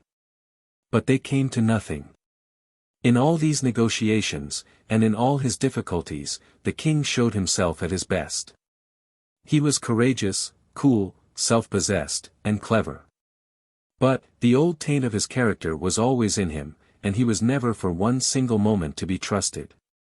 Lord Clarendon, the historian, one of his highest admirers, supposes that he had unhappily promised the Queen never to make peace without her consent, and that this must often be taken as his excuse. He never kept his word from night to morning. He signed a cessation of hostilities with the blood-stained Irish rebels for a sum of money, and invited the Irish regiments over, to help him against the Parliament. In the Battle of Naseby, his cabinet was seized and was found to contain a correspondence with the Queen, in which he expressly told her that he had deceived the Parliament, a mongrel Parliament, he called it now, as an improvement on his old term of vipers, in pretending to recognize it and to treat with it. And from which it further appeared that he had long been in secret treaty with the Duke of Lorraine for a foreign army of 10,000 men. Disappointed in this, he sent a most devoted friend of his, the Earl of Glamorgan, to Ireland, to conclude a secret treaty with the Catholic powers, to send him an Irish army of 10,000 men. In return for which he was to bestow great favours on the Catholic religion. And, when this treaty was discovered in the carriage of a fighting Irish archbishop who was killed in one of the many skirmishes of those days, he basely denied and deserted his attached friend, the Earl, on his being charged with high treason. And, even worse than this, had left blanks in the secret instructions he gave him with his own kingly hand, expressly that he might thus save himself. At last, on the 27th day of April, 1646, the king found himself in the city of Oxford. So surrounded by the parliamentary army who were closing in upon him on all sides that he felt that if he would escape he must delay no longer. So, that night, having altered the cut of his hair and beard, he was dressed up as a servant and put upon a horse with a cloak strapped behind him, and rode out of the town behind one of his own faithful followers, with a clergyman of that country who knew the road well, for a guide. He rode towards London as far as Harrow, and then altered his plans and resolved, it would seem, to go to the Scottish camp. The Scottish men had been invited over to help the parliamentary army, and had a large force then in England. The king was so desperately intriguing in everything he did, that it is doubtful what he exactly meant by this step. He took it, anyhow, and delivered himself up to the Earl of Leven, the Scottish general-in-chief, who treated him as an honourable prisoner. Negotiations between the Parliament on the one hand and the Scottish authorities on the other, as to what should be done with him, lasted until the following February. Then, when the king had refused to the Parliament the concession of that old militia point for 20 years, and had refused to Scotland the recognition of its solemn league and covenant, Scotland got a handsome sum for its army and its help. And the king into the bargain. He was taken, by certain parliamentary commissioners appointed to receive him, to one of his own houses, called Holmby House, near Althorpe, in Northamptonshire. While the Civil War was still in progress, John Pym died, and was buried with great honour in Westminster Abbey, not with greater honour than he deserved, for the liberties of Englishmen owe a mighty debt to Pym and Hampton. The war was but newly over when the Earl of Essex died, of an illness brought on by his having overheated himself in a stag hunt in Windsor Forest. He, too, was buried in Westminster Abbey, with great state. I wish it were not necessary to add that Archbishop Laud died upon the scaffold when the war was not yet done. His trial lasted in all nearly a year, and, it being doubtful even then whether the charges brought against him amounted to treason, the odious old contrivance of the worst kings was resorted to, and a bill of attainder was brought in against him. He was a violently prejudiced and mischievous person, had strong ear-cropping and nose-splitting propensities, as you know, and had done a world of harm. But he died peaceably, and like a brave old man. Part the fourth. When the Parliament had got the king into their hands, they became very anxious to get rid of their army, in which Oliver Cromwell had begun to acquire great power. Not only because of his courage and high abilities, but because he professed to be very sincere in the Scottish sort of Puritan religion that was then exceedingly popular among the soldiers. They were as much opposed to the bishops as to the Pope himself. And the very privates, drummers, and trumpeters, had such an inconvenient habit of starting up and preaching long-winded discourses, that I would not have belonged to that army on any account. So, the Parliament, being far from sure but that the army might begin to preach and fight against them now it had nothing else to do, proposed to disband the greater part of it, to send another part to serve in Ireland against the rebels, and to keep only a small force in England.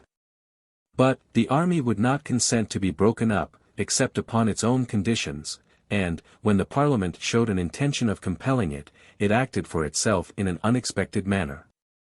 A certain cornet, of the name of Joyce, arrived at Holmby House one night, attended by 400 horsemen, went into the king's room with his hat in one hand and a pistol in the other, and told the king that he had come to take him away.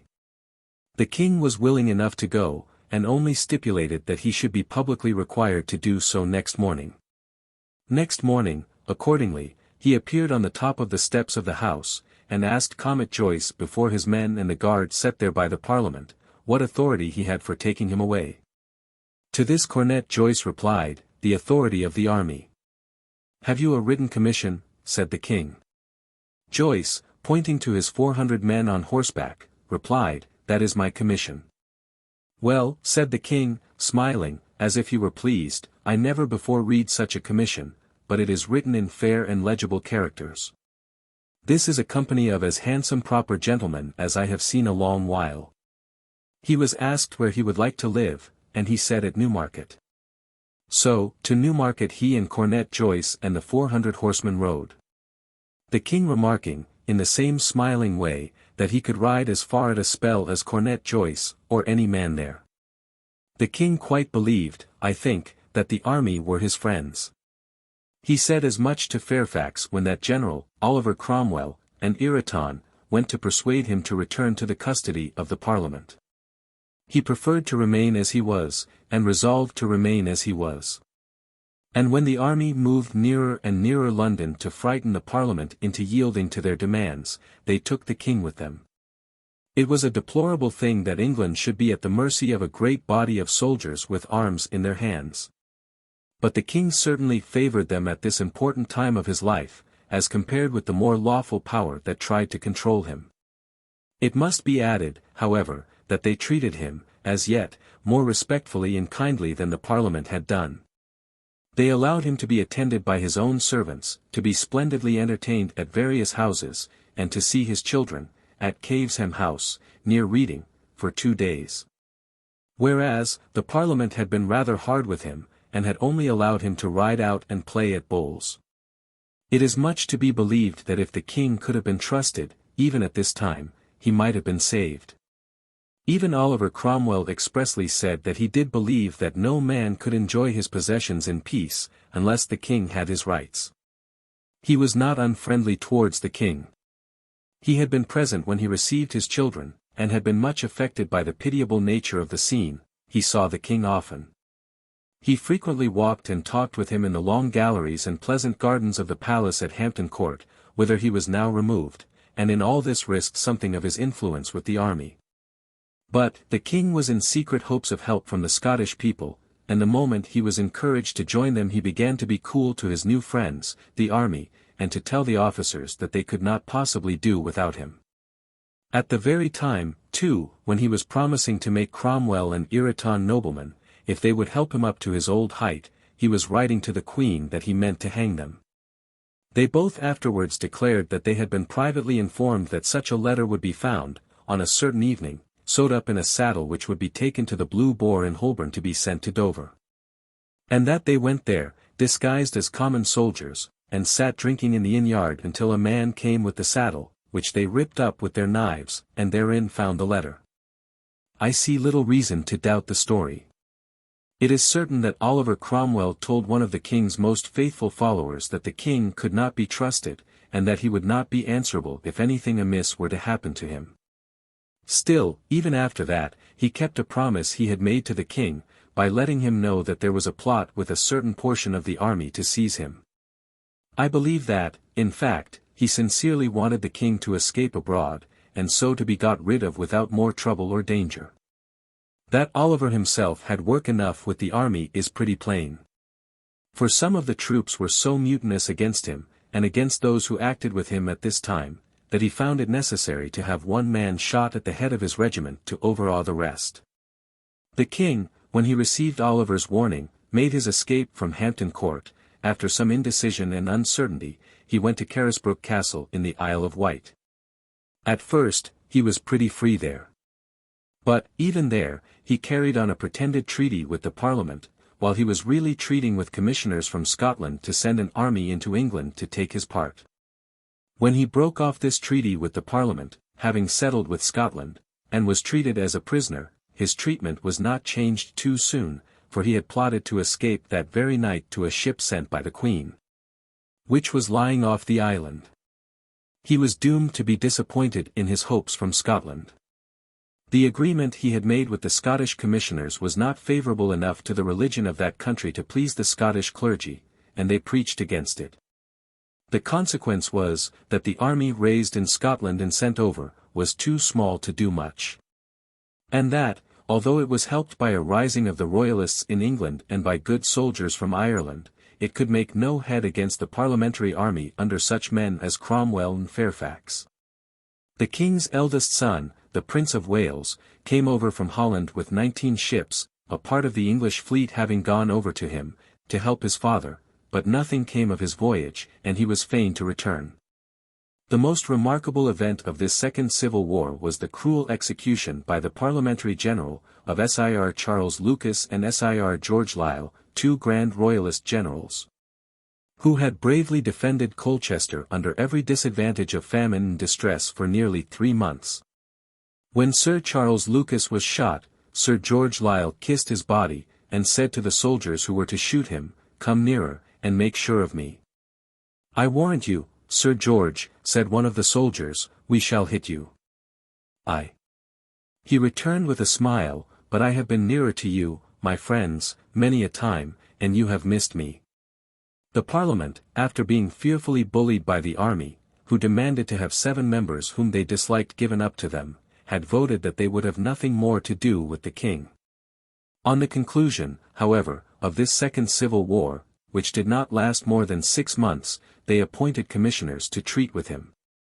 The king, then so far released again as to be allowed to live in a private house at Newport in the Isle of Wight, managed his own part of the negotiation with a sense that was admired by all who saw him, and gave up, in the end, all that was asked of him, even yielding, which he had steadily refused, so far, to the temporary abolition of the bishops, and the transfer of their church land to the crown. Still, with his old fatal vice upon him, when his best friends joined the commissioners in beseeching him to yield all those points as the only means of saving himself from the army, he was plotting to escape from the island. He was holding correspondence with his friends and the Catholics in Ireland, though declaring that he was not, and he was writing, with his own hand, that in what he yielded he meant nothing but to get time to escape. Matters were at this pass when the army, resolved to defy the Parliament, marched up to London. The Parliament, not afraid of them now, and boldly led by Hollis, voted that the king's concessions were sufficient ground for settling the peace of the kingdom. Upon that, Colonel Rich and Colonel Pride went down to the House of Commons with a regiment of horse soldiers and a regiment of foot. And Colonel Pride, standing in the lobby with a list of the members who were obnoxious to the army in his hand, had them pointed out to him as they came through, and took them all into custody. This proceeding was afterwards called by the people, for a joke, Pride's Purge. Cromwell was in the north, at the head of his men, at the time, but when he came home, approved of what had been done. What with imprisoning some members and causing others to stay away, the army had now reduced the House of Commons to some 50 or so. These soon voted that it was treason in a king to make war against his parliament and his people, and sent an ordinance up to the House of Lords for the king's being tried as a traitor. The House of Lords, then 16 in number, to a man rejected it. Thereupon, the Commons made an ordinance of their own, that they were the supreme government of the country, and would bring the king to trial. The king had been taken for security to a place called Hurst Castle, a lonely house on a rock in the sea, connected with the coast of Hampshire by a rough road 2 miles long at low water. Thence, he was ordered to be removed to Windsor. Thence, after being but rudely used there, and having none but soldiers to wait upon him at table, he was brought up to St. James's Palace in London, and told that his trial was appointed for next day. On Saturday, the 20th of January, 1649, this memorable trial began. The House of Commons had settled that 135 persons should form the court, and these were taken from the House itself, from among the officers of the army, and from among the lawyers and citizens. John Bradshaw, Sergeant-at-Law, was appointed president. The place was Westminster Hall. At the upper end, in a red velvet chair, sat the president, with his hat, lined with plates of iron for his protection, on his head. The rest of the court sat on side benches, also wearing their hats. The king's seat was covered with velvet, like that of the president, and was opposite to it. He was brought from St. James's to Whitehall, and from Whitehall he came by water to his trial. When he came in, he looked round very steadily on the court, and on the great number of spectators, and then sat down. Presently he got up and looked round again. On the indictment against Charles Stuart, for high treason, being read, he smiled several times, and he denied the authority of the court, saying that there could be no parliament without a House of Lords, and that he saw no House of Lords there. Also, that the king ought to be there, and that he saw no king in the king's right place. Bradshaw replied, that the court was satisfied with its authority, and that its authority was God's authority and the kingdom's. He then adjourned the court to the following Monday. On that day, the trial was resumed, and went on all the week. When the Saturday came, as the king passed forward to his place in the hall, some soldiers and others cried for justice and execution on him. That day, too, Bradshaw, like an angry sultan, wore a red robe, instead of the black robe he had worn before. The king was sentenced to death that day. As he went out, one solitary soldier said, "God bless you, sir." For this, his officer struck him. The king said he thought the punishment exceeded the offense. The silver head of his walking stick had fallen off while he leaned upon it, at one time of the trial.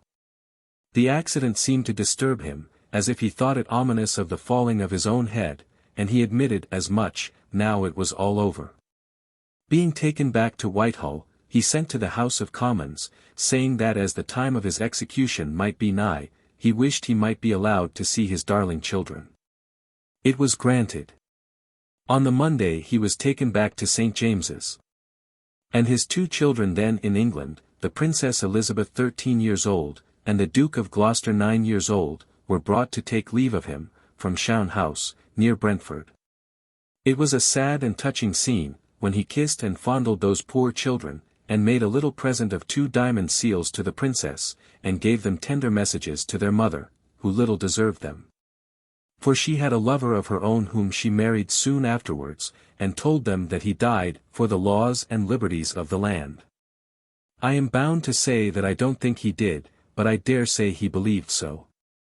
There were ambassadors from Holland that day, to intercede for the unhappy king, whom you and I both wished the Parliament had spared, but they got no answer. The Scottish commissioners interceded too, so did the Prince of Wales, by a letter in which he offered as the next heir to the throne, to accept any conditions from the Parliament, so did the Queen, by letter likewise. Notwithstanding all, the warrant for the execution was this day signed. There is a story that as Oliver Cromwell went to the table with the pen in his hand to put his signature to it, he drew his pen across the face of one of the commissioners, who was standing near, and marked it with ink. That commissioner had not signed his own name yet, and the story adds that when he came to do it he marked Cromwell's face with ink in the same way. The king slept well, untroubled by the knowledge that it was his last night on earth, and rose on the 30th of January, 2 hours before day, and dressed himself carefully. He put on 2 shirts lest he should tremble with the cold, and had his hair very carefully combed. The warrant had been directed to 3 officers of the army, Colonel Hacker, Colonel Hunks, and Colonel Phayer. At 10 o'clock, the first of these came to the door and said it was time to go to Whitehall. The king, who had always been a quick walker, walked at his usual speed through the park, and called out to the guard, with his accustomed voice of command, "March on apace." When he came to Whitehall, he was taken to his own bedroom, where a breakfast was set forth. As he had taken the sacrament, he would eat nothing more. But, at about the time when the church bells struck 12 at noon, for he had to wait, through the scaffold not being ready, he took the advice of the good Bishop Juxon who was with him, and ate a little bread and drank a glass of claret. Soon after he had taken this refreshment, Colonel Hacker came to the chamber with the warrant in his hand, and called for Charles Stuart. And then, through the long gallery of Whitehall Palace, which he had often seen light and gay and merry and crowded, in very different times, the fallen king passed along, until he came to the centre window of the banqueting house, through which he emerged upon the scaffold, which was hung with black. He looked at the 2 executioners, who were dressed in black and masked, he looked at the troops of soldiers on horseback and on foot, and all looked up at him in silence. He looked at the vast array of spectators, filling up the view beyond, and turning all their faces upon him, he looked at his old palace of St. James's, and he looked at the block. He seemed a little troubled to find that it was so low, and asked, if there were no place higher. Then, to those upon the scaffold, he said, that it was the Parliament who had begun the war, and not he. But he hoped they might be guiltless too, as ill instruments had gone between them. In one respect, he said, he suffered justly, and that was because he had permitted an unjust sentence to be executed on another. In this he referred to the Earl of Strafford. He was not at all afraid to die, but he was anxious to die easily. When some one touched the axe while he was speaking, he broke off and called out, "Take heed of the axe! Take heed of the axe!" He also said to Colonel Hacker, "Take care that they do not put me to pain." He told the executioner, "I shall say but very short prayers, and then thrust out my hands, as the sign to strike." He put his hair up, under a white satin cap which the bishop had carried, and said, "I have a good cause and a gracious God on my side." The bishop told him that he had but one stage more to travel in this weary world, and that, though it was a turbulent and troublesome stage, it was a short one, and would carry him a great way, all the way from earth to heaven. The king's last word, as he gave his cloak and the George, the decoration from his breast, to the bishop, was, "Remember." He then kneeled down, laid his head on the block, spread out his hands, and was instantly killed. One universal groan broke from the crowd, and the soldiers, who had sat on their horses and stood in their ranks immovable as statues, were of a sudden all in motion, clearing the streets. Thus, in the 49th year of his age, falling at the same time of his career as Strafford had fallen in his, perished Charles I. With all my sorrow for him, I cannot agree with him that he died the martyr of the people. For the people had been martyrs to him, and to his ideas of a king's rights, long before. Indeed, I am afraid that he was but a bad judge of martyrs, for he had called that infamous Duke of Buckingham, the martyr of his sovereign. Chapter 34. England under Oliver Cromwell. Part the First. Before sunset on the memorable day on which King Charles I was executed, the House of Commons passed an act declaring it treason in anyone to proclaim the Prince of Wales, or anybody else, King of England. Soon afterwards, it declared that the House of Lords was useless and dangerous, and ought to be abolished, and directed that the late King's statue should be taken down from the Royal Exchange in the city and other public places.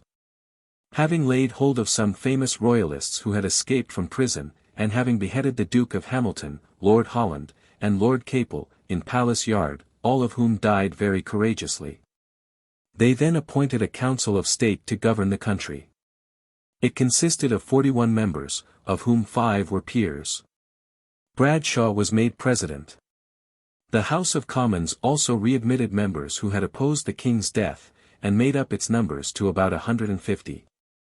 But, it still had an army of more than 40,000 men to deal with, and a very hard task it was to manage them. Before the King's execution, the army had appointed some of its officers to remonstrate between them and the Parliament. And now the common soldiers began to take that office upon themselves. The regiments under orders for Ireland mutinied, one troop of horse in the city of London seized their own flag, and refused to obey orders. For this, the ringleader was shot, which did not mend the matter, for both his comrades and the people made a public funeral for him, and accompanied the body to the grave with sound of trumpets and with a gloomy procession of persons carrying bundles of rosemary steeped in blood. Oliver was the only man to deal with such difficulties as these, and he soon cut them short by bursting at midnight into the town of Burford, near Salisbury, where the mutineers were sheltered, taking 400 of them prisoners, and shooting a number of them by sentence of court-martial. The soldiers soon found, as all men did, that Oliver was not a man to be trifled with. And there was an end of the mutiny. The Scottish Parliament did not know Oliver yet. So, on hearing of the King's execution, it proclaimed the Prince of Wales King Charles II, on condition of his respecting the Solemn League and Covenant. Charles was abroad at that time, and so was Montrose, from whose help he had hopes enough to keep him holding on and off with commissioners from Scotland, just as his father might have done. These hopes were soon at an end. For, Montrose, having raised a few hundred exiles in Germany, and landed with them in Scotland, found that the people there, instead of joining him, deserted the country at his approach. He was soon taken prisoner and carried to Edinburgh. There he was received with every possible insult, and carried to prison in a cart, his officers going 2 and 2 before him. He was sentenced by the Parliament to be hanged on a gallows 30 feet high, to have his head set on a spike in Edinburgh, and his limbs distributed in other places, according to the old barbarous manner. He said he had always acted under the royal orders, and only wished he had limbs enough to be distributed through Christendom, that it might be the more widely known how loyal he had been.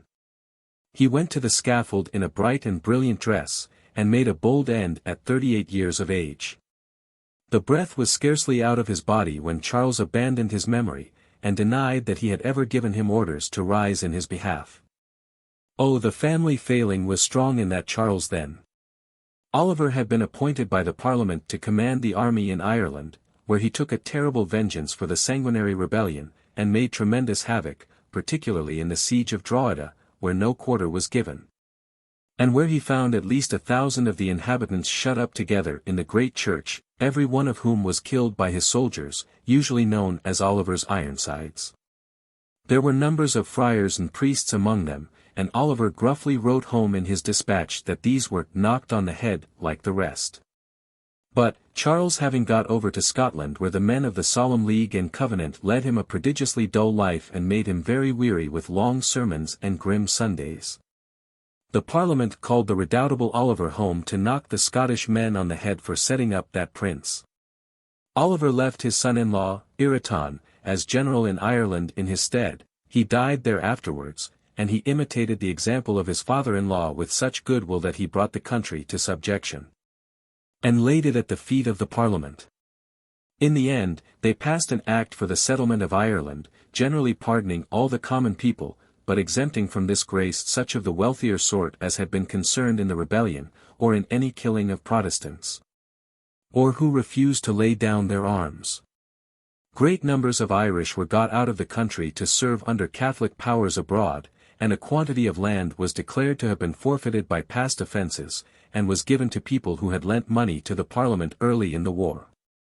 These were sweeping measures, but, if Oliver Cromwell had had his own way fully, and had stayed in Ireland, he would have done more yet.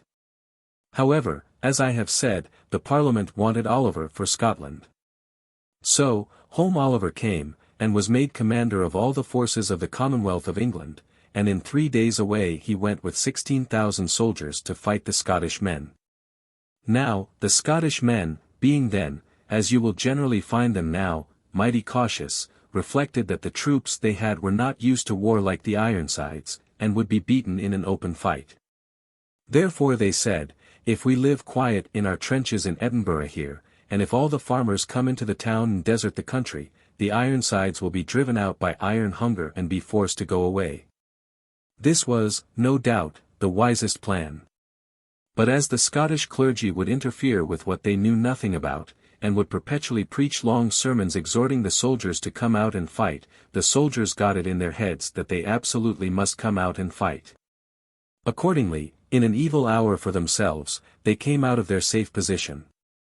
Oliver fell upon them instantly, and killed 3,000, and took 10,000 prisoners. To gratify the Scottish Parliament, and preserve their favour, Charles had signed a declaration they laid before him, reproaching the memory of his father and mother, and representing himself as a most religious prince, to whom the solemn league and covenant was as dear as life. He meant no sort of truth in this, and soon afterwards galloped away on horseback to join some tiresome Highland friends, who were always flourishing dirks and broadswords. He was overtaken and induced to return. But this attempt, which was called the Start, did him just so much service, that they did not preach quite such long sermons at him afterwards as they had done before.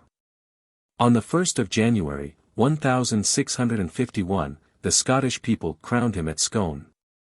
He immediately took the chief command of an army of 20,000 men, and marched to Stirling. His hopes were heightened, I dare say, by the redoubtable Oliver being ill of an ague. But Oliver scrambled out of bed in no time, and went to work with such energy that he got behind the royalist army and cut it off from all communication with Scotland. There was nothing for it then, but to go on to England. So it went on as far as Worcester, where the mayor and some of the gentry proclaimed King Charles II straightway. His proclamation, however, was of little use to him, for very few royalists appeared. And, on the very same day, 2 people were publicly beheaded on Tower Hill for espousing his cause. Up came Oliver to Worcester too, at double quick speed, and he and his Ironsides so laid about them in the great battle which was fought there, that they completely beat the Scottish men, and destroyed the royalist army. Though the Scottish men fought so gallantly that it took 5 hours to do. The escape of Charles after this battle of Worcester did him good service long afterwards, for it induced many of the generous English people to take a romantic interest in him, and to think much better of him than he ever deserved. He fled in the night, with not more than 60 followers, to the house of a Catholic lady in Staffordshire. There, for his greater safety, the whole 60 left him. He cropped his hair, stained his face and hands brown as if they were sunburnt, put on the clothes of a labouring countryman, and went out in the morning with his axe in his hand, accompanied by 4 woodcutters who were brothers, and another man who was their brother-in-law. These good fellows made a bed for him under a tree, as the weather was very bad, and the wife of one of them brought him food to eat.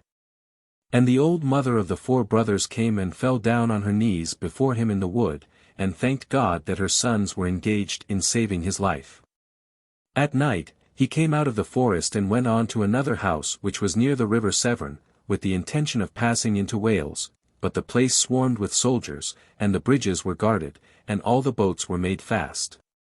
So, after lying in a hayloft covered over with hay, for some time, he came out of his place, attended by Colonel Careless, a Catholic gentleman who had met him there, and with whom he lay hid, all next day, up in the shady branches of a fine old oak. It was lucky for the king that it was September time, and that the leaves had not begun to fall, since he and the colonel, perched up in this tree, could catch glimpses of the soldiers riding about below. and could hear the crash in the wood as they went about beating the bows. After this, he walked and walked until his feet were all blistered. And, having been concealed all one day in a house which was searched by the troopers while he was there, went with Lord Wilmot, another of his good friends, to a place called Bentley, where one Miss Lane, a Protestant lady, had obtained a pass to be allowed to ride through the guards to see a relation of hers near Bristol. Disguised as a servant, he rode in the saddle before this young lady to the house of Sir John Winter, while Lord Wilmot rode there boldly, like a plain country gentleman, with dogs at his heels. It happened that Sir John Winter's butler had been servant in Richmond Palace, and knew Charles the moment he set eyes upon him, but the butler was faithful and kept the secret. As no ship could be found to carry him abroad, it was planned that he should go, still travelling with Mississippi Lane as her servant, to another house, at Trent near Sherburne in Dorsetshire, and then Mississippi Lane and her cousin, Mr. Lascelles, who had gone on horseback beside her all the way, went home. I hope Mississippi Lane was going to marry that cousin, for I am sure she must have been a brave, kind girl. If I had been that cousin, I should certainly have loved Mississippi Lane. When Charles, lonely for the loss of Mississippi Lane, was safe at Trent, a ship was hired at Lyme, the master of which engaged to take 2 gentlemen to France.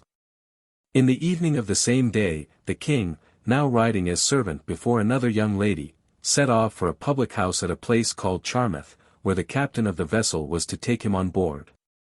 But, the captain's wife, being afraid of her husband getting into trouble, locked him up and would not let him sail. Then they went away to Bridport. And, coming to the inn there, found the stable-yard full of soldiers who were on the lookout for Charles, and who talked about him while they drank. He had such presence of mind, that he led the horses of his party through the yard as any other servant might have done, and said, "Come out of the way, you soldiers, let us have room to pass here." As he went along, he met a half-tipsy ostler, who rubbed his eyes and said to him, "Why, I was formerly servant to Mr. Potter at Exeter, and surely I have sometimes seen you there, young man." He certainly had, for Charles had lodged there. His ready answer was, "Ah, I did live with him once, but I have no time to talk now. We'll have a pot of beer together when I come back." From this dangerous place he returned to Trent, and lay there concealed several days. Then he escaped to Heale, near Salisbury, where, in the house of a widow lady, he was hidden 5 days, until the master of a collier lying off Shoreham in Sussex, undertook to convey a gentleman to France. On the night of the 15th of October, accompanied by 2 colonels and a merchant, the king rode to Brighton, then a little fishing village, to give the captain of the ship a supper before going on board. But, so many people knew him, that this captain knew him too, and not only he, but the landlord and landlady also. Before he went away, the landlord came behind his chair, kissed his hand, and said he hoped to live to be a lord and to see his wife a lady, at which Charles laughed. They had had a good supper by this time, and plenty of smoking and drinking, at which the king was a first-rate hand, so, the captain assured him that he would stand by him, and he did. It was agreed that the captain should pretend to sail to Deal, and that Charles should address the sailors and say he was a gentleman in debt who was running away from his creditors. And that he hoped they would join him in persuading the captain to put him ashore in France. As the king acted his part very well indeed, and gave the sailors 20 shillings to drink, they begged the captain to do what such a worthy gentleman asked. He pretended to yield to their entreaties, and the king got safe to Normandy. Ireland being now subdued, and Scotland kept quiet by plenty of forts and soldiers put there by Oliver, the Parliament would have gone on quietly enough, as far as fighting with any foreign enemy went, but for getting into trouble with the Dutch, who in the spring of the year 1651 sent a fleet into the Downs under their Admiral Van Tromp, to call upon the bold English Admiral Blake, who was there with half as many ships as the Dutch, to strike his flag. Blake fired a raging broadside instead, and beat off Van Tromp, who, in the autumn, came back again with 70 ships, and challenged the bold Blake, who still was only half as strong, to fight him. Blake fought him all day, but, finding that the Dutch were too many for him, got quietly off at night.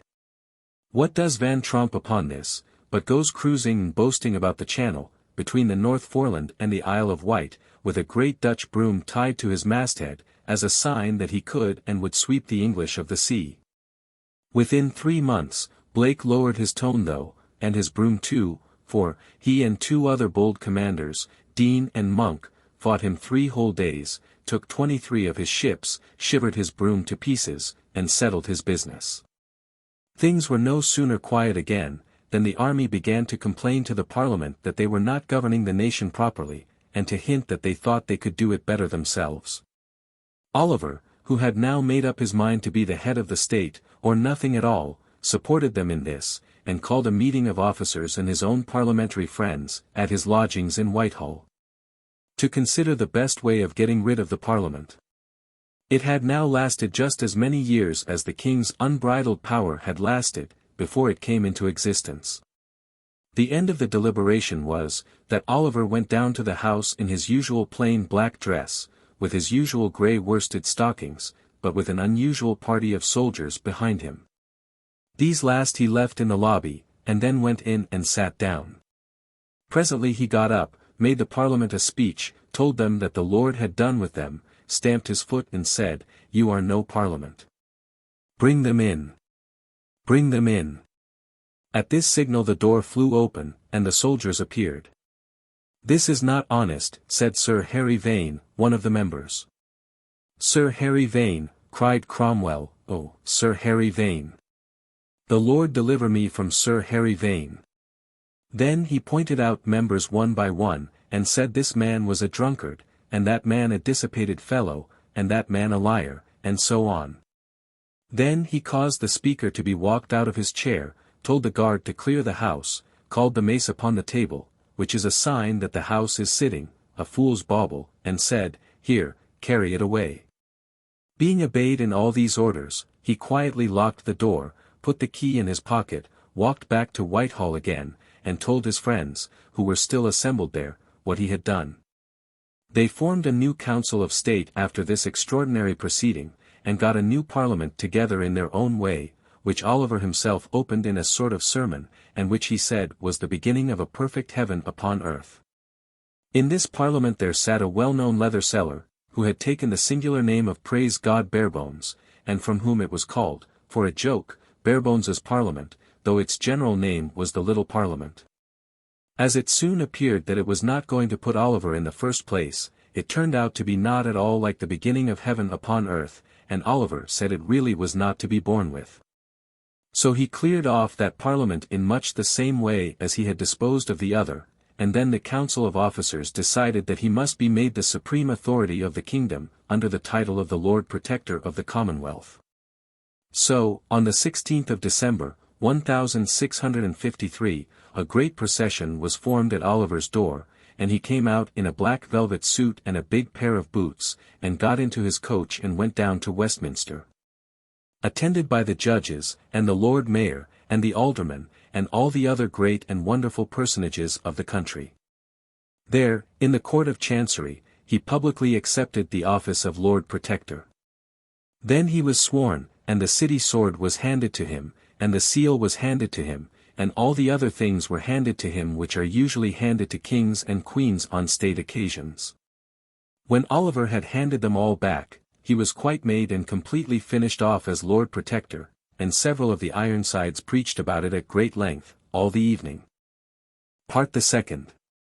Oliver Cromwell, whom the people long called Old Noll, in accepting the office of Protector, had bound himself by a certain paper which was handed to him, called the Instrument, to summon a Parliament, consisting of between 400 and 500 members, in the election of which neither the Royalists nor the Catholics were to have any share.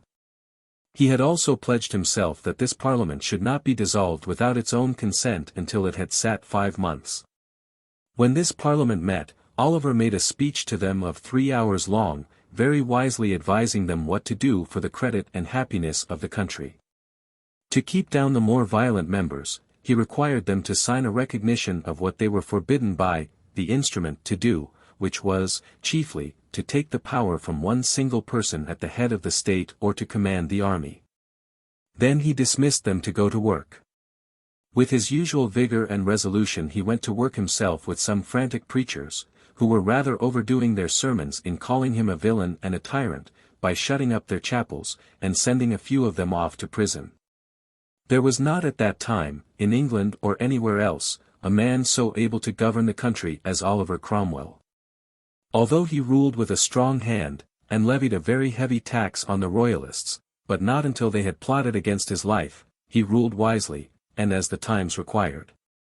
He caused England to be so respected abroad, that I wish some lords and gentlemen who have governed it under kings and queens in later days would have taken a leaf out of Oliver Cromwell's book.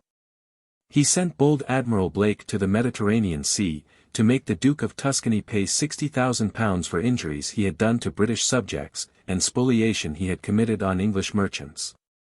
He further dispatched him and his fleet to Algiers, Tunis, and Tripoli, to have every English ship and every English man delivered up to him that had been taken by pirates in those parts. All this was gloriously done. And it began to be thoroughly well known, all over the world, that England was governed by a man in earnest, who would not allow the English name to be insulted or slighted anywhere. These were not all his foreign triumphs. He sent a fleet to sea against the Dutch, and the two powers, each with 100 ships upon its side, met in the English Channel off the North Foreland, where the fight lasted all day long. Dean was killed in this fight. But Monk, who commanded in the same ship with him, threw his cloak over his body, that the sailors might not know of his death, and be disheartened. Nor were they. The English broadsides so exceedingly astonished the Dutch that they sheered off at last, though the redoubtable Van Tromp fired upon them with his own guns for deserting their flag. Soon afterwards, the two fleets engaged again, off the coast of Holland. There, the valiant Van Tromp was shot through the heart, and the Dutch gave in, and peace was made. Further than this, Oliver resolved not to bear the domineering and bigoted conduct of Spain, which country not only claimed a right to all the gold and silver that could be found in South America, and treated the ships of all other countries who visited those regions, as pirates, but put English subjects into the horrible Spanish prisons of the Inquisition. So, Oliver told the Spanish ambassador that English ships must be free to go wherever they would, and that English merchants must not be thrown into those same dungeons, no, not for the pleasure of all the priests in Spain. To this, the Spanish ambassador replied that the gold and silver country, and the Holy Inquisition, were his king's two eyes, neither of which he could submit to have put out. Very well, said Oliver, then he was afraid he, Oliver, must damage those two eyes directly. So, another fleet was dispatched under two commanders, Penn and Venables, for Hispaniola, where, however, the Spaniards got the better of the fight. Consequently, the fleet came home again, after taking Jamaica on the way. Oliver, indignant with the two commanders who had not done what bold Admiral Blake would have done, clapped them both into prison, declared war against Spain, and made a treaty with France, in virtue of which it was to shelter the king and his brother the Duke of York no longer. Then, he sent a fleet abroad under bold Admiral Blake, which brought the King of Portugal to his senses, just to keep its hand in, and then engaged a Spanish fleet, sunk 4 great ships, and took 2 more, laden with silver to the value of £2 millions, which dazzling prize was brought from Portsmouth to London in wagons, with the populace of all the towns and villages through which the wagons passed, shouting with all their might. After this victory, bold Admiral Blake sailed away to the port of Santa Cruz to cut off the Spanish treasure ships coming from Mexico. There, he found them, 10 in number, with 7 others to take care of them, and a big castle, and 7 batteries, all roaring and blazing away at him with great guns. Blake cared no more for great guns than for pop guns, no more for their hot iron balls than for snowballs. He dashed into the harbor, captured and burnt every one of the ships, and came sailing out again triumphantly, with the victorious English flag flying at his masthead. This was the last triumph of this great commander, who had sailed and fought until he was quite worn out. He died, as his successful ship was coming into Plymouth harbor amidst the joyful acclamations of the people, and was buried in state in Westminster Abbey. Not to lie there, long. Over and above all this, Oliver found that the VAUDOS, or Protestant people of the valleys of Lucerne, were insolently treated by the Catholic powers, and were even put to death for their religion, in an audacious and bloody manner. Instantly, he informed those powers that this was a thing which Protestant England would not allow. And he speedily carried his point, through the might of his great name, and established their right to worship God in peace after their own harmless manner. Lastly, his English army won such admiration in fighting with the French against the Spaniards, that, after they had assaulted the town of Dunkirk together, the French king in person gave it up to the English, that it might be a token to them of their might and valor. There were plots enough against Oliver among the frantic religionists, who called themselves Fifth Monarchy men, and among the disappointed republicans. He had a difficult game to play, for the royalists were always ready to side with either party against him. The king over the water, too, as Charles was called, had no scruples about plotting with anyone against his life. Although there is reason to suppose that he would willingly have married one of his daughters, if Oliver would have had such a son-in-law. There was a certain Colonel Saxby of the army, once a great supporter of Oliver's but now turned against him, who was a grievous trouble to him through all this part of his career. And who came and went between the discontented in England and Spain, and Charles, who put himself in alliance with Spain on being thrown off by France. This man died in prison at last. But not until there had been very serious plots between the Royalists and Republicans, and an actual rising of them in England, when they burst into the city of Salisbury, on a Sunday night. Seized the judges who were going to hold the assizes their next day, and would have hanged them but for the merciful objections of the more temperate of their number. Oliver was so vigorous and shrewd that he soon put this revolt down, as he did most other conspiracies.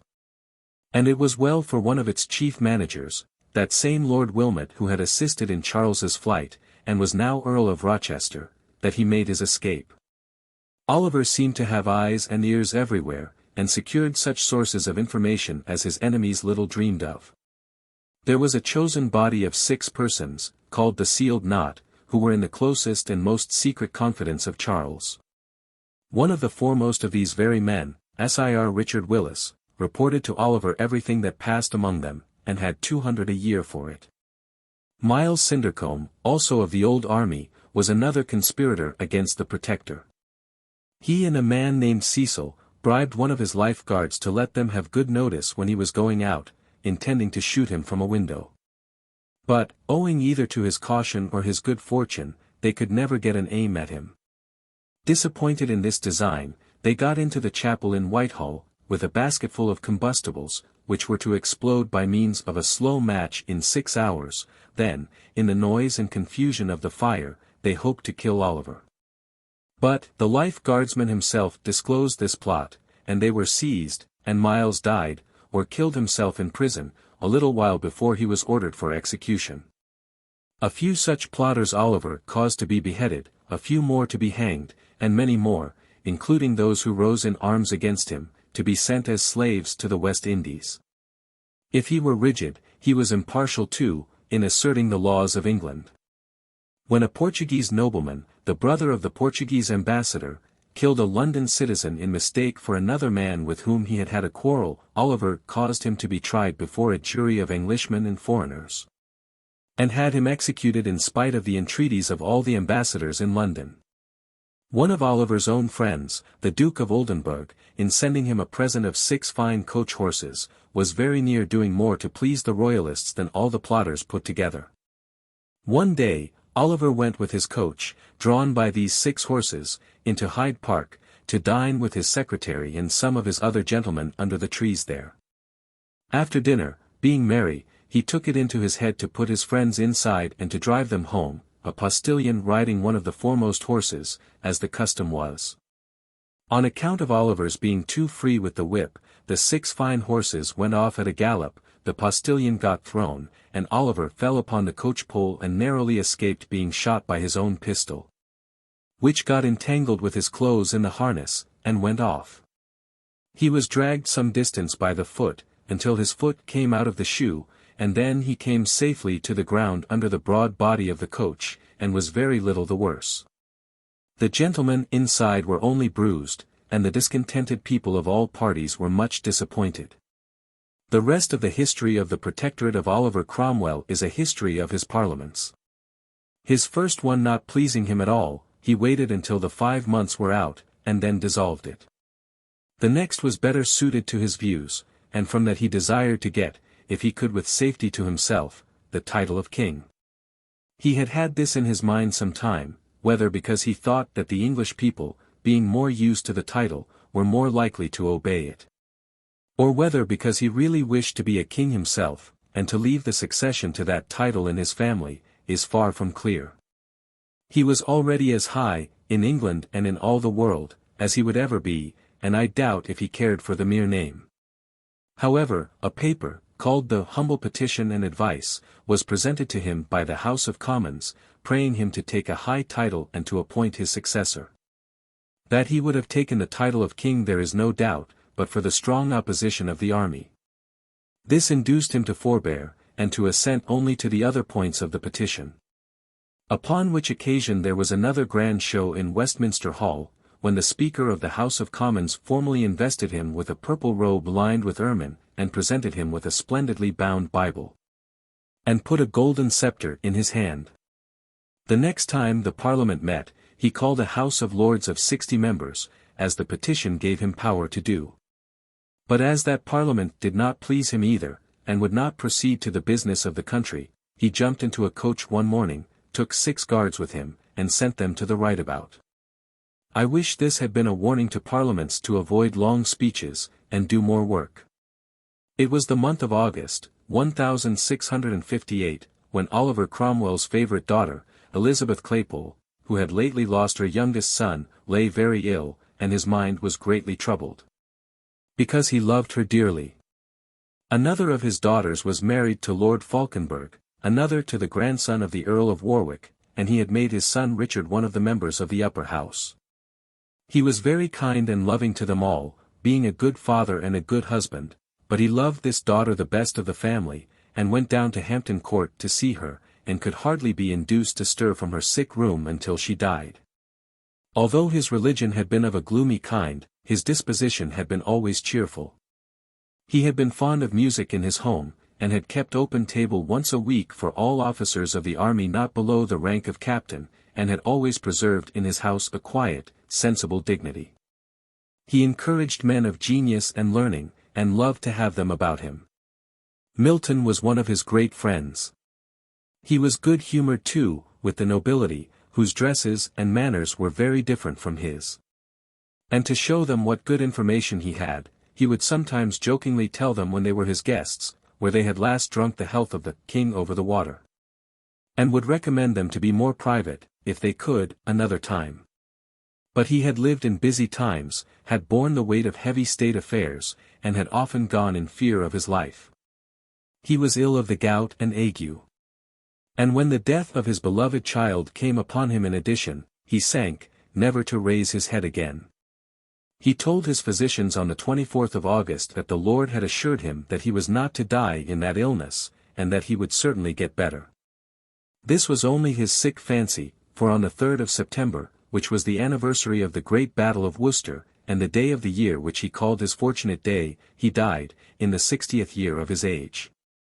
He had been delirious, and had lain insensible some hours, but he had been overheard to murmur a very good prayer the day before. The whole country lamented his death. If you want to know the real worth of Oliver Cromwell, and his real services to his country, you can hardly do better than compare England under him, with England under Charles II. He had appointed his son Richard to succeed him, and after there had been, at Somerset House in the Strand, a lying in state more splendid than sensible, as all such vanities after death are, I think, Richard became Lord Protector. He was an amiable country gentleman, but had none of his father's great genius, and was quite unfit for such a post in such a storm of parties. Richard's protectorate, which only lasted a year and a half, is a history of quarrels between the officers of the army and the Parliament, and between the officers among themselves. And of a growing discontent among the people, who had far too many long sermons and far too few amusements, and wanted a change. At last, General Monk got the army well into his own hands, and then in pursuance of a secret plan he seems to have entertained from the time of Oliver's death, declared for the king's cause. He did not do this openly. But, in his place in the House of Commons, as one of the members for Devonshire, strongly advocated the proposals of one Sir John Greenville, who came to the House with a letter from Charles, dated from Breda, and with whom he had previously been in secret communication. There had been plots and counterplots, and a recall of the last members of the Long Parliament, and an end of the Long Parliament, and risings of the Royalists that were made too soon. And most men being tired out, and there being no one to head the country now great Oliver was dead, it was readily agreed to welcome Charles Stuart. Some of the wiser and better members said, what was most true, that in the letter from Breda, he gave no real promise to govern well, and that it would be best to make him pledge himself beforehand as to what he should be bound to do for the benefit of the kingdom. Monk said, however, it would be all right when he came, and he could not come too soon. So, everybody found out all in a moment that the country must be prosperous and happy, having another Stuart to condescend to reign over it. And there was a prodigious firing off of guns, lighting of bonfires, ringing of bells, and throwing up of caps. The people drank the king's health by thousands in the open streets, and everybody rejoiced. Down came the arms of the Commonwealth, up went the royal arms instead, and out came the public money. £50,000 for the king, £10,000 for his brother the Duke of York, £5,000 for his brother the Duke of Gloucester. Prayers for these gracious Stuarts were put up in all the churches. Commissioners were sent to Holland, which suddenly found out that Charles was a great man, and that it loved him, to invite the king home. Monk and the Kentish grandees went to Dover, to kneel down before him as he landed. He kissed and embraced Monk, made him ride in the coach with himself and his brothers, came on to London amid wonderful shoutings, and passed through the army at Blackheath on the 29th of May, his birthday, in the year 1660. Greeted by splendid dinners under tents, by flags and tapestry streaming from all the houses, by delighted crowds in all the streets, by troops of noblemen and gentlemen in rich dresses, by city companies, train bands, drummers, trumpeters, the great Lord Mayor, and the majestic aldermen, the king went on to Whitehall. On entering it, he commemorated his restoration with the joke that it really would seem to have been his own fault that he had not come long ago, since everybody told him that he had always wished for him with all his heart. Chapter 35. England under Charles II, called the Merry Monarch. Part the First. There never were such profligate times in England as under Charles II. Whenever you see his portrait, with his swarthy, ill-looking face and great nose, you may fancy him in his court at Whitehall, surrounded by some of the very worst vagabonds in the kingdom, though they were lords and ladies, drinking, gambling, indulging in vicious conversation, and committing every kind of profligate excess. It has been a fashion to call Charles II the Merry Monarch. Let me try to give you a general idea of some of the merry things that were done, in the merry days when this merry gentleman sat upon his merry throne, in merry England. The first merry proceeding was, of course, to declare that he was one of the greatest, the wisest, and the noblest kings that ever shone, like the blessed sun itself, on this benighted earth. The next merry and pleasant piece of business was, for the Parliament, in the humblest manner, to give him £1,200,000 a year, and to settle upon him for life that old disputed tonnage and poundage which had been so bravely fought for.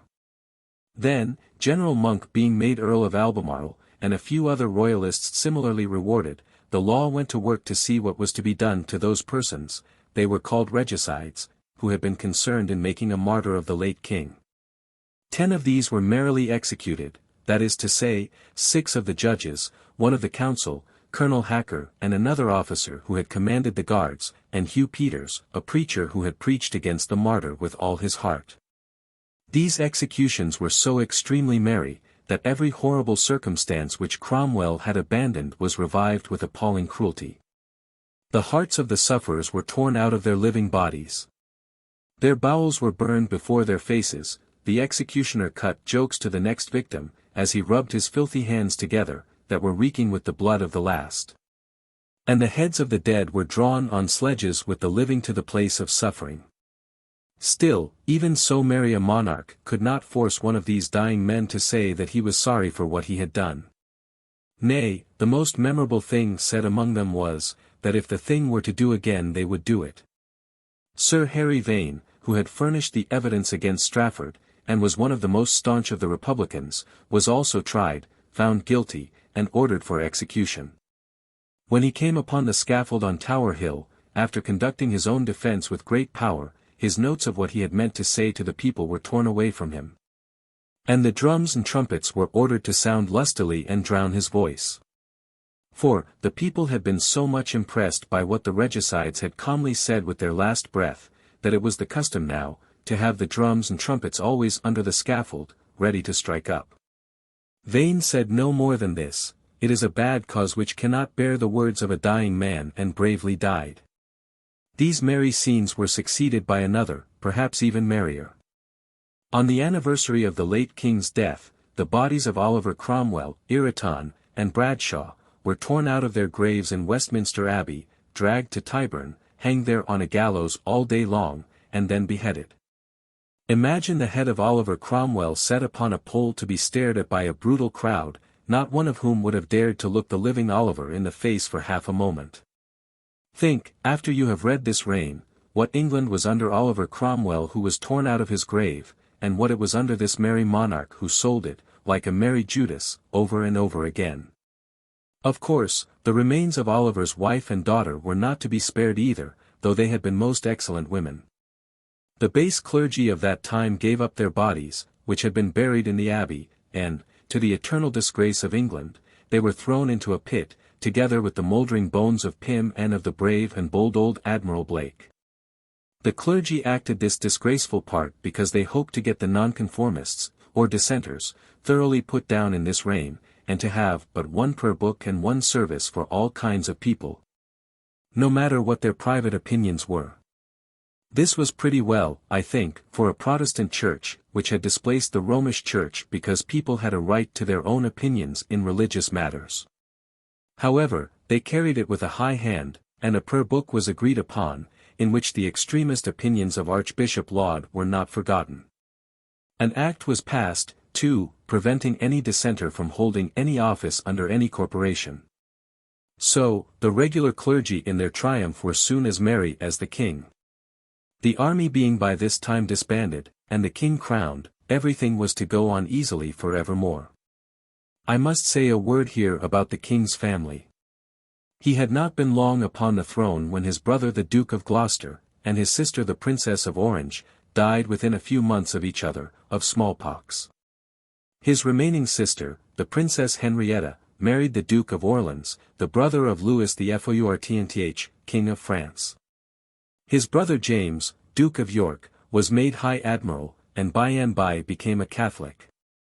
He was a gloomy, sullen, bilious sort of man, with a remarkable partiality for the ugliest women in the country. He married, under very discreditable circumstances, and Hyde, the daughter of Lord Clarendon, then the king's principal minister, not at all a delicate minister either, but doing much of the dirty work of a very dirty palace. It became important now that the king himself should be married, and divers foreign monarchs, not very particular about the character of their son-in-law, proposed their daughters to him. The King of Portugal offered his daughter, Catherine of Braganza, and £50,000, in addition to which, the French king, who was favourable to that match, offered a loan of another 50,000. The King of Spain, on the other hand, offered any one out of a dozen of princesses, and other hopes of gain. But the ready money carried the day, and Catherine came over in state to her merry marriage. The whole court was a great flaunting crowd of debauched men and shameless women. And Catherine's merry husband insulted and outraged her in every possible way, until she consented to receive those worthless creatures as her very good friends, and to degrade herself by their companionship. A Mrs. Palmer, whom the king made Lady Castlemaine, and afterwards Duchess of Cleveland, was one of the most powerful of the bad women about the court, and had great influence with the king nearly all through his reign. Another merry lady named Moll Davies, a dancer at the theatre, was afterwards her rival. So was Nell Gwyn, first an orange girl and then an actress, who really had good in her, and of whom one of the worst things I know is, that actually she does seem to have been fond of the king. The first Duke of St. Albans was this orange girl's child. In like manner the son of a merry waiting lady, whom the king created Duchess of Portsmouth, became the Duke of Richmond. Upon the whole it is not so bad a thing to be a commoner. The merry monarch was so exceedingly merry among these merry ladies, and some equally merry, and equally infamous, lords and gentlemen, that he soon got through his £100,000, and then, by way of raising a little pocket money, made a merry bargain. He sold Dunkirk to the French king for 5 millions of livres. When I think of the dignity to which Oliver Cromwell raised England in the eyes of foreign powers, and when I think of the manner in which he gained for England this very Dunkirk, I am much inclined to consider that if the merry monarch had been made to follow his father for this action, he would have received his just deserts. Though he was like his father in none of that father's greater qualities, he was like him in being worthy of no trust. When he sent that letter to the Parliament, from Breda, he did expressly promise that all sincere religious opinions should be respected. Yet he was no sooner firm in his power than he consented to one of the worst acts of Parliament ever passed. Under this law, every minister who should not give his solemn assent to the prayer book by a certain day, was declared to be a minister no longer, and to be deprived of his church. The consequence of this was that some 2,000 honest men were taken from their congregations, and reduced to dire poverty and distress. It was followed by another outrageous law, called the Conventicle Act, by which any person above the age of 16 who was present at any religious service not according to the prayer book, was to be imprisoned 3 months for the first offense, 6 for the second, and to be transported for the third. This act alone filled the prisons, which were then most dreadful dungeons, to overflowing. The Covenanters in Scotland had already fared no better. A base parliament, usually known as the Drunken Parliament, in consequence of its principal members being seldom sober, had been got together to make laws against the Covenanters, and to force all men to be of one mind in religious matters.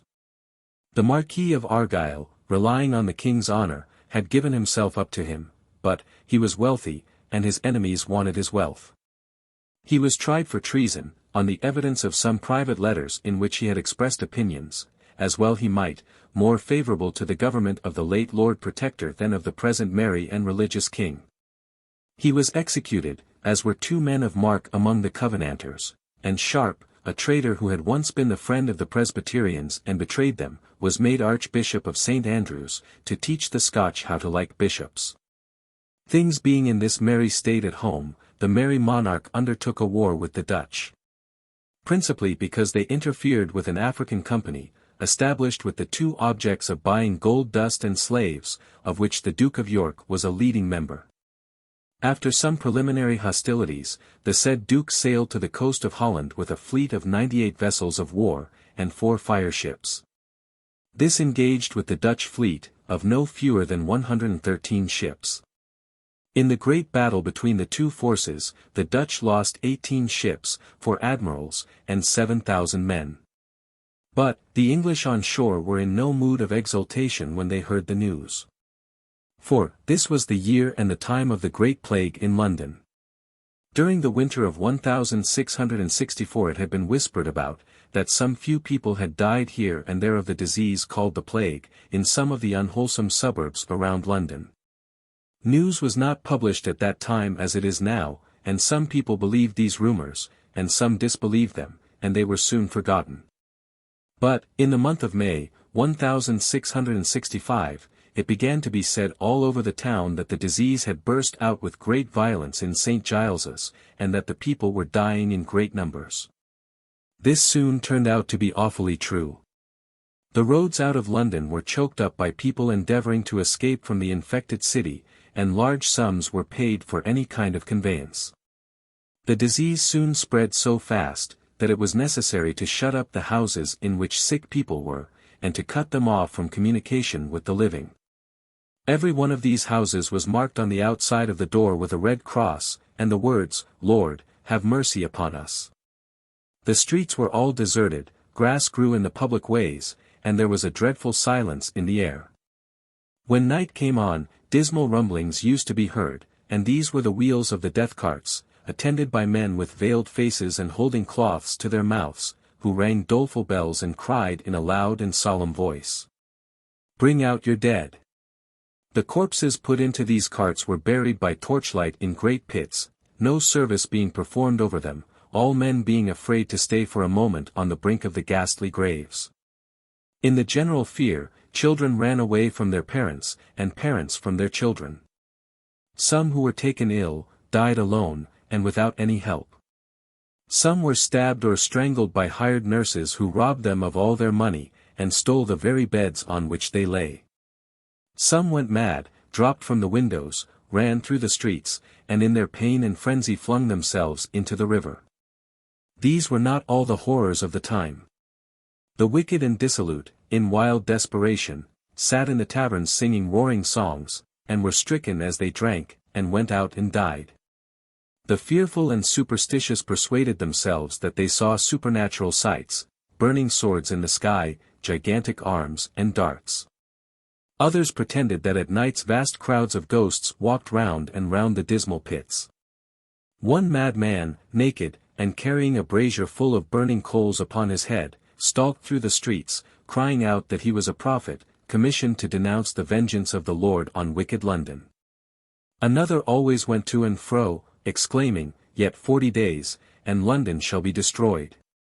A third awoke the echoes in the dismal streets, by night and by day, and made the blood of the sick run cold, by calling out incessantly, in a deep hoarse voice, "Oh, the great and dreadful God!" Through the months of July and August and September, the great plague raged more and more. Great fires were lighted in the streets, in the hope of stopping the infection, but there was a plague of rain too, and it beat the fires out.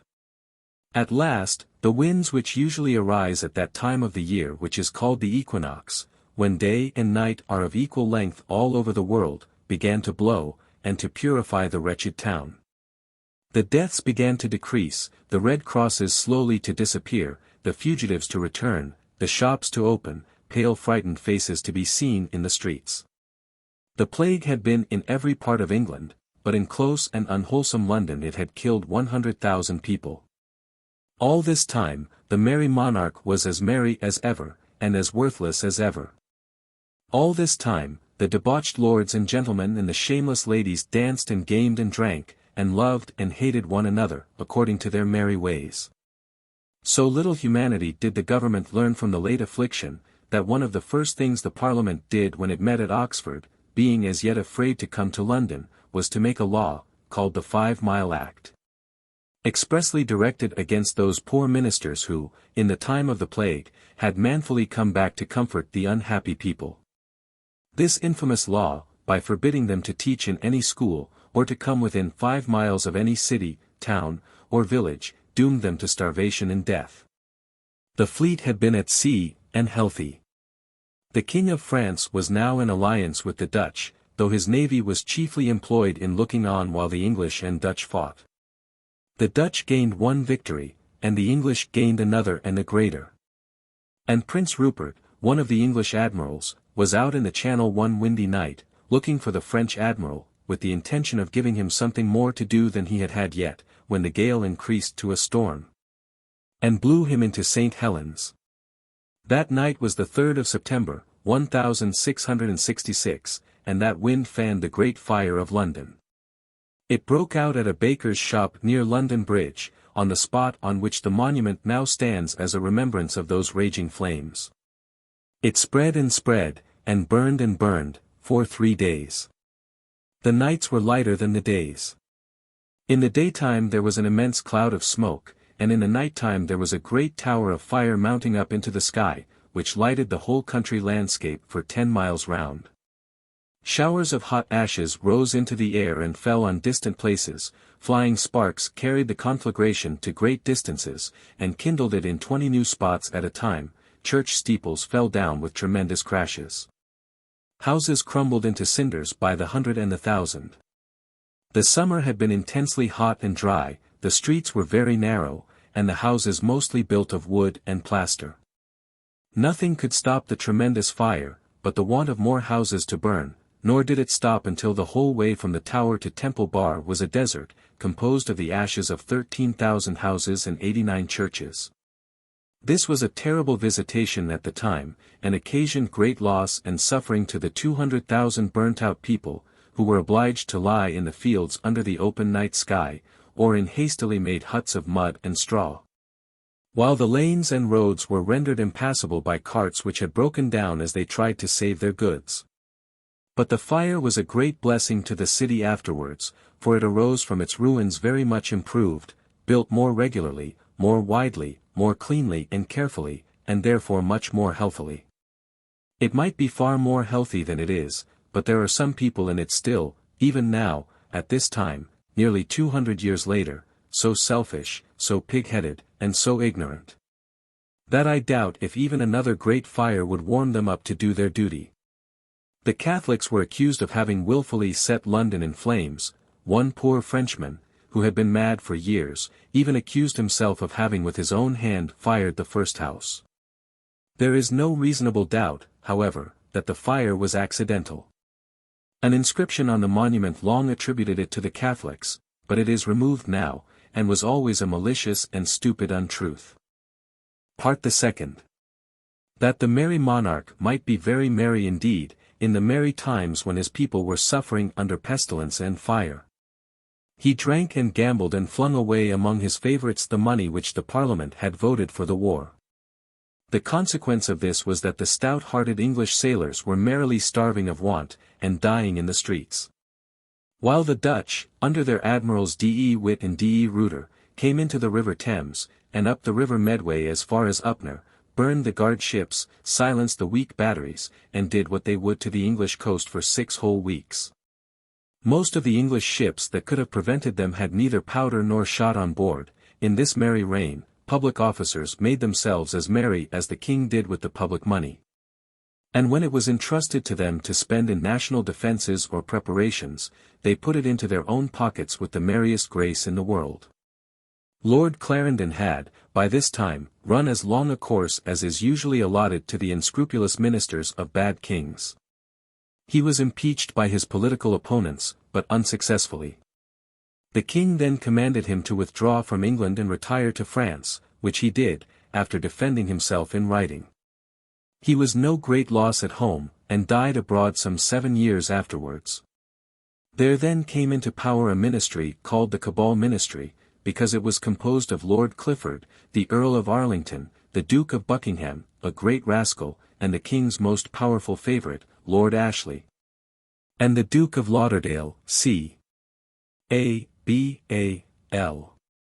As the French were making conquests in Flanders, the first cabal proceeding was to make a treaty with the Dutch, for uniting with Spain to oppose the French. It was no sooner made than the merry monarch, who always wanted to get money without being accountable to a parliament for his expenditure, apologized to the King of France for having had anything to do with it, and concluded a secret treaty with him, making himself his infamous pensioner to the amount of 2 millions of livres down, and 3 millions more a year. And engaging to desert that very Spain, to make war against those very Dutch, and to declare himself a Catholic when a convenient time should arrive. This religious king had lately been crying to his Catholic brother on the subject of his strong desire to be a Catholic. And now he merrily concluded this treasonable conspiracy against the country he governed, by undertaking to become one as soon as he safely could. For all of which, though he had had 10 merry heads instead of one, he richly deserved to lose them by the headsman's axe. As his one merry head might have been far from safe, if these things had been known, they were kept very quiet, and war was declared by France and England against the Dutch. But, a very uncommon man, afterwards most important to English history and to the religion and liberty of this land, arose among them, and for many long years defeated the whole projects of France. This was William of Nassau, Prince of Orange, son of the last Prince of Orange of the same name, who married the daughter of Charles I of England. He was a young man at this time, only just of age, but he was brave, cool, intrepid, and wise. His father had been so detested that, upon his death, the Dutch had abolished the authority to which this son would have otherwise succeeded, stadtholder it was called, and placed the chief power in the hands of John de Witt, who educated this young prince. Now, the prince became very popular, and John de Witt's brother Cornelius was sentenced to banishment on a false accusation of conspiring to kill him.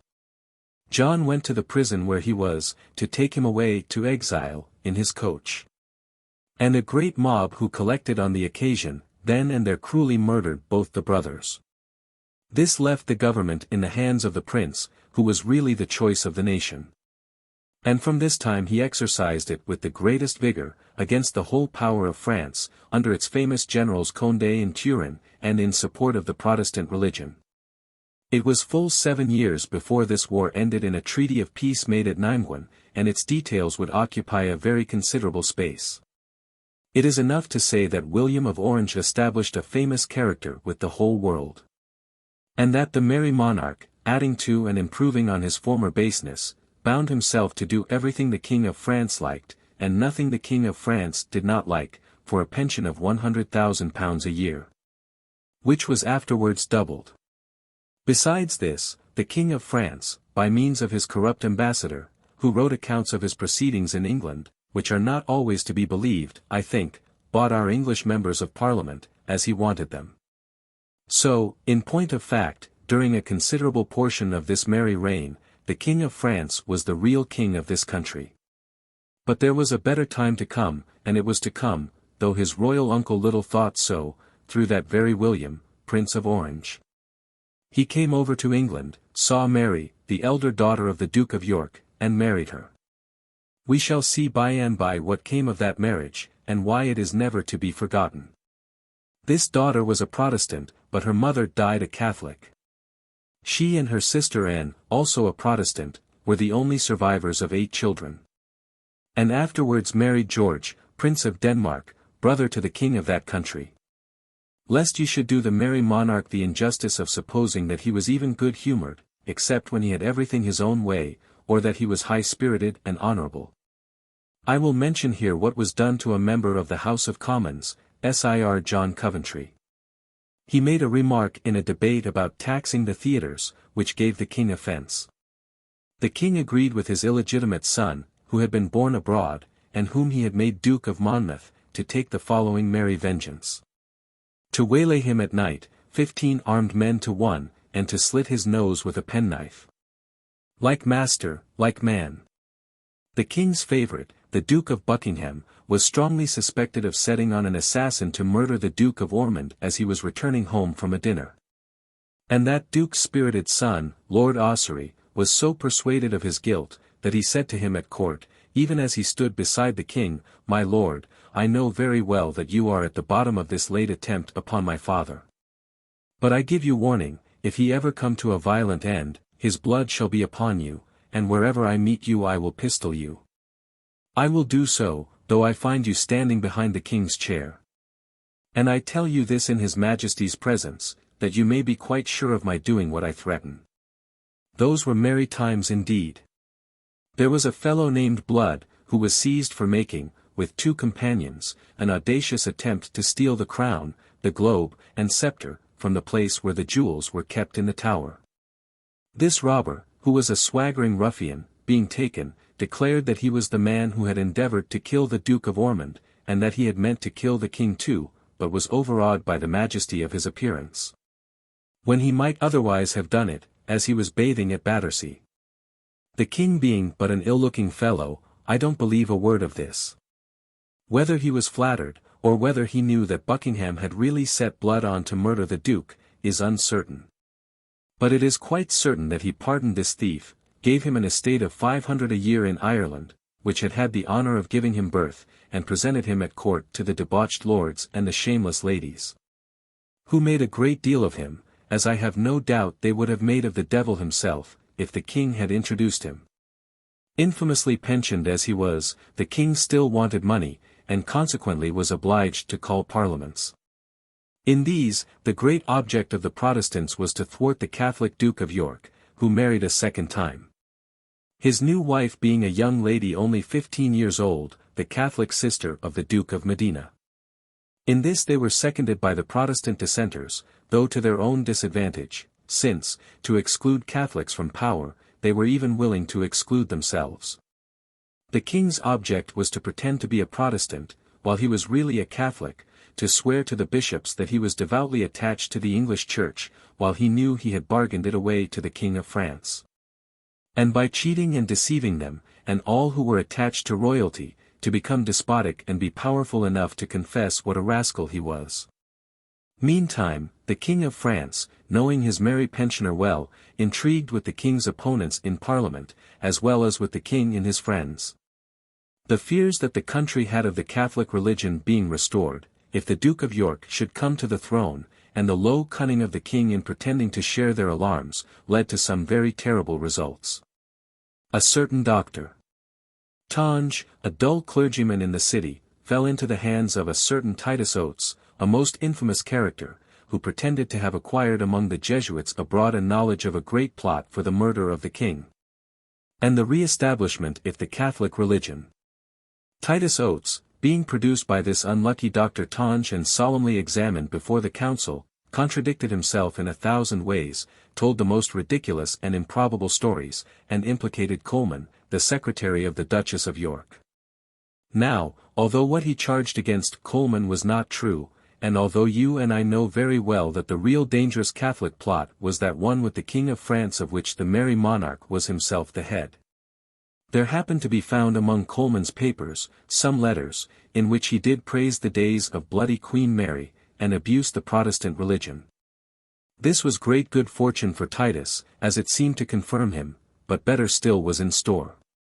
Sir Edmundbury Godfrey, the magistrate who had first examined him, being unexpectedly found dead near Primrose Hill, was confidently believed to have been killed by the Catholics.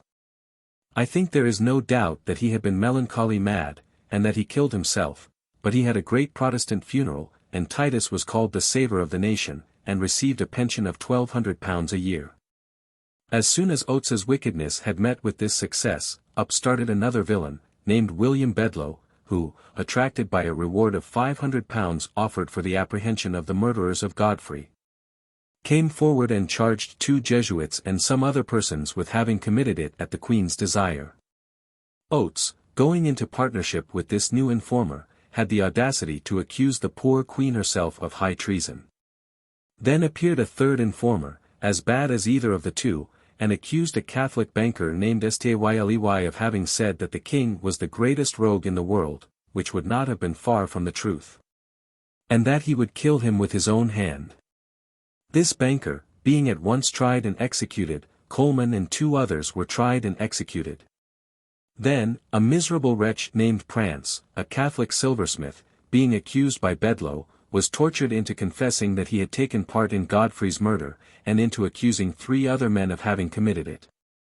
Then, 5 Jesuits were accused by Oates, Bedloe, and Prance together, and were all found guilty, and executed on the same kind of contradictory and absurd evidence. The Queen's physician and 3 monks were next put on their trial. But Oates and Bedloe had for the time gone far enough, and these 4 were acquitted. The public mind, however, was so full of a Catholic plot, and so strong against the Duke of York, that James consented to obey a written order from his brother, and to go with his family to Brussels, provided that his rights should never be sacrificed in his absence to the Duke of Monmouth. The House of Commons, not satisfied with this as the king hoped, passed a bill to exclude the Duke from ever succeeding to the throne. In return, the king dissolved the Parliament. He had deserted his old favourite, the Duke of Buckingham, who was now in the opposition. To give any sufficient idea of the miseries of Scotland in this merry reign, would occupy 100 pages. Because the people would not have bishops, and were resolved to stand by their solemn league and covenant, such cruelties were inflicted upon them as make the blood run cold. Ferocious dragoons galloped through the country to punish the peasants for deserting the churches, sons were hanged up at their fathers' doors for refusing to disclose where their fathers were concealed. Wives were tortured to death for not betraying their husbands, people were taken out of their fields and gardens, and shot on the public roads without trial. Lighted matches were tied to the fingers of prisoners, and a most horrible torment called the boot was invented, and constantly applied, which ground and mashed the victims' legs with iron wedges. Witnesses were tortured as well as prisoners. All the prisons were full, all the gibbets were heavy with bodies, murder and plunder devastated the whole country. In spite of all, the Covenanters were by no means to be dragged into the churches, and persisted in worshipping God as they thought right.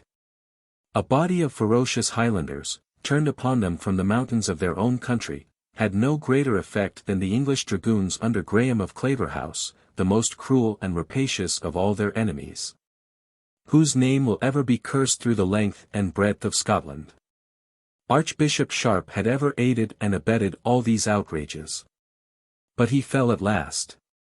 For, when the injuries of the Scottish people were at their height, he was seen, in his coachan 6 coming across a moor, by a body of men, headed by one John Balfour, who were waiting for another of their oppressors.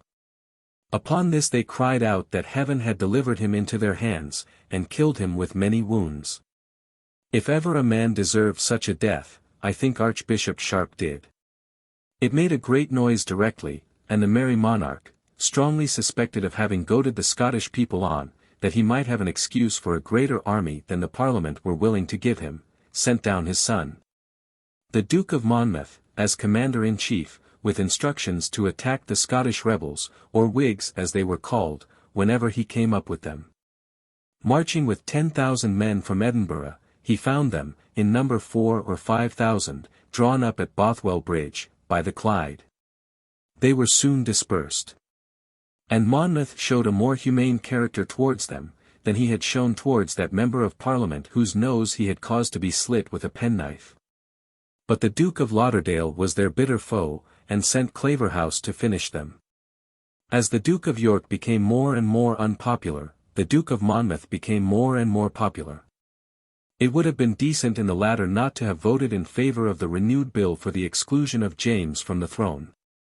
But he did so, much to the king's amusement, who used to sit in the House of Lords by the fire, hearing the debates, which he said were as good as a play. The House of Commons passed the bill by a large majority, and it was carried up to the House of Lords by Lord Russell, one of the best of the leaders on the Protestant side. It was rejected there, chiefly because the bishops helped the king to get rid of it, and the fear of Catholic plots revived again. There had been another got up, by a fellow out of Newgate, named Dangerfield, which is more famous than it deserves to be, under the name of the Mealtub plot. This jailbird having been got out of Newgate by a Ms. Cellier, a Catholic nurse, had turned Catholic himself, and pretended that he knew of a plot among the Presbyterians against the king's life. This was very pleasant to the Duke of York, who hated the Presbyterians, who returned the compliment. He gave Dangerfield 20 guineas, and sent him to the king his brother. But Dangerfield, breaking down altogether in his charge, and being sent back to Newgate, almost astonished the Duke out of his 5 senses by suddenly swearing that the Catholic nurse had put that false design into his head. And that what he really knew about, was, a Catholic plot against the king. The evidence of which would be found in some papers, concealed in a meal tub in Mrs. Cellier's house. There they were, of course, for he had put them there himself, and so the tub gave the name to the plot. But, the nurse was acquitted on her trial, and it came to nothing. Lord Ashley, of the cabal, was now Lord Shaftesbury, and was strong against the succession of the Duke of York. The House of Commons, aggravated to the utmost extent, as we may well suppose, by suspicions of the king's conspiracy with the King of France, made a desperate point of the exclusion, still, and were bitter against the Catholics generally. So unjustly bitter were they, I grieve to say, that they impeached the venerable Lord Stafford, a Catholic nobleman 70 years old, of a design to kill the king. The witnesses were that atrocious Oates and 2 other birds of the same feather. He was found guilty, on evidence quite as foolish as it was false, and was beheaded on Tower Hill. The people were opposed to him when he first appeared upon the scaffold. But, when he had addressed them and shown them how innocent he was and how wickedly he was sent there, their better nature was aroused, and they said, "We believe you, my lord." "God bless you, my lord."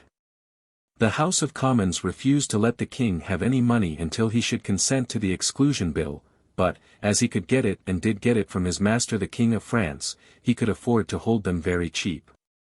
He called a parliament at Oxford, to which he went down with a great show of being armed and protected as if he were in danger of his life, and to which the opposition members also went armed and protected, alleging that they were in fear of the papists, who were numerous among the king's guards. However, they went on with the exclusion bill, and were so earnest upon it that they would have carried it again, if the king had not popped his crown and state robes into a sedan chair, bundled himself into it along with them, hurried down to the chamber where the House of Lords met, and dissolved the Parliament. After which he scampered home, and the members of Parliament scampered home too, as fast as their legs could carry them. The Duke of York, then residing in Scotland, had, under the law which excluded Catholics from public trust, no right whatever to public employment. Nevertheless, he was openly employed as the king's representative in Scotland, and there gratified his sullen and cruel nature to his heart's content by directing the dreadful cruelties against the Covenanters. There were 2 ministers named Cargill and Cameron who had escaped from the Battle of Bothwell Bridge, and who returned to Scotland, and raised the miserable but still brave and unsubdued Covenanters afresh, under the name of Cameronians. As Cameron publicly posted a declaration that the king was a forsworn tyrant, no mercy was shown to his unhappy followers after he was slain in battle. The Duke of York, who was particularly fond of the boot and derived great pleasure from having it applied, offered their lives to some of these people, if they would cry on the scaffold, "God save the king." But their relations, friends, and countrymen, had been so barbarously tortured and murdered in this merry reign, that they preferred to die, and did die. The Duke then obtained his merry brother's permission to hold a parliament in Scotland, which first, with most shameless deceit, confirmed the laws for securing the Protestant religion against popery, and then declared that nothing must or should prevent the succession of the popish duke. After this double-faced beginning, it established an oath which no human being could understand, but which everybody was to take, as a proof that his religion was the lawful religion. The Earl of Argyll, taking it with the explanation that he did not consider it to prevent him from favouring any alteration either in the church or state which was not inconsistent with the Protestant religion or with his loyalty, was tried for high treason before a Scottish jury of which the Marquis of Montrose was foreman, and was found guilty. He escaped the scaffold, for that time, by getting away, in the disguise of a page, in the train of his daughter, Lady Sophia Lindsay. It was absolutely proposed, by certain members of the Scottish Council, that this lady should be whipped through the streets of Edinburgh. But this was too much even for the Duke, who had the manliness then, he had very little at most times, to remark that Englishmen were not accustomed to treat ladies in that manner. In those merry times nothing could equal the brutal servility of the Scottish fawners, but the conduct of similar degraded beings in England. After the settlement of these little affairs, the Duke returned to England, and soon resumed his place at the council, and his office of High Admiral, all this by his brother's favour, and in open defiance of the law. It would have been no loss to the country, if he had been drowned when his ship, in going to Scotland to fetch his family, struck on a sandbank, and was lost with 200 souls on board. But he escaped in a boat with some friends. And the sailors were so brave and unselfish, that, when they saw him rowing away, they gave 3 cheers, while they themselves were going down for ever. The merry monarch, having got rid of his parliament, went to work to make himself despotic, with all speed. Having had the villainy to order the execution of Oliver Pluckett, Bishop of Armagh, falsely accused of a plot to establish popery in that country by means of a French army, the very thing this royal traitor was himself trying to do at home, and having tried to ruin Lord Shaftesbury, and failed, he turned his hand to controlling the corporations all over the country. Because, if he could only do that, he could get what juries he chose, to bring in perjured verdicts, and could get what members he chose returned to Parliament. These merry times produced, and made Chief Justice of the Court of King's Bench, a drunken ruffian of the name of Jeffreys. A red-faced, swollen, bloated, horrible creature, with a bullying, roaring voice, and a more savage nature perhaps than was ever lodged in any human breast. This monster was the merry monarch's especial favourite, and he testified his admiration of him by giving him a ring from his own finger, which the people used to call Judge Jeffreys's bloodstone. Him the king employed to go about and bully the corporations, beginning with London, or, as Jeffreys himself elegantly called it, to give them a lick with the rough side of his tongue. And he did it so thoroughly, that they soon became the basest and most sycophantic bodies in the kingdom, except the University of Oxford, which, in that respect, was quite preeminent and unapproachable.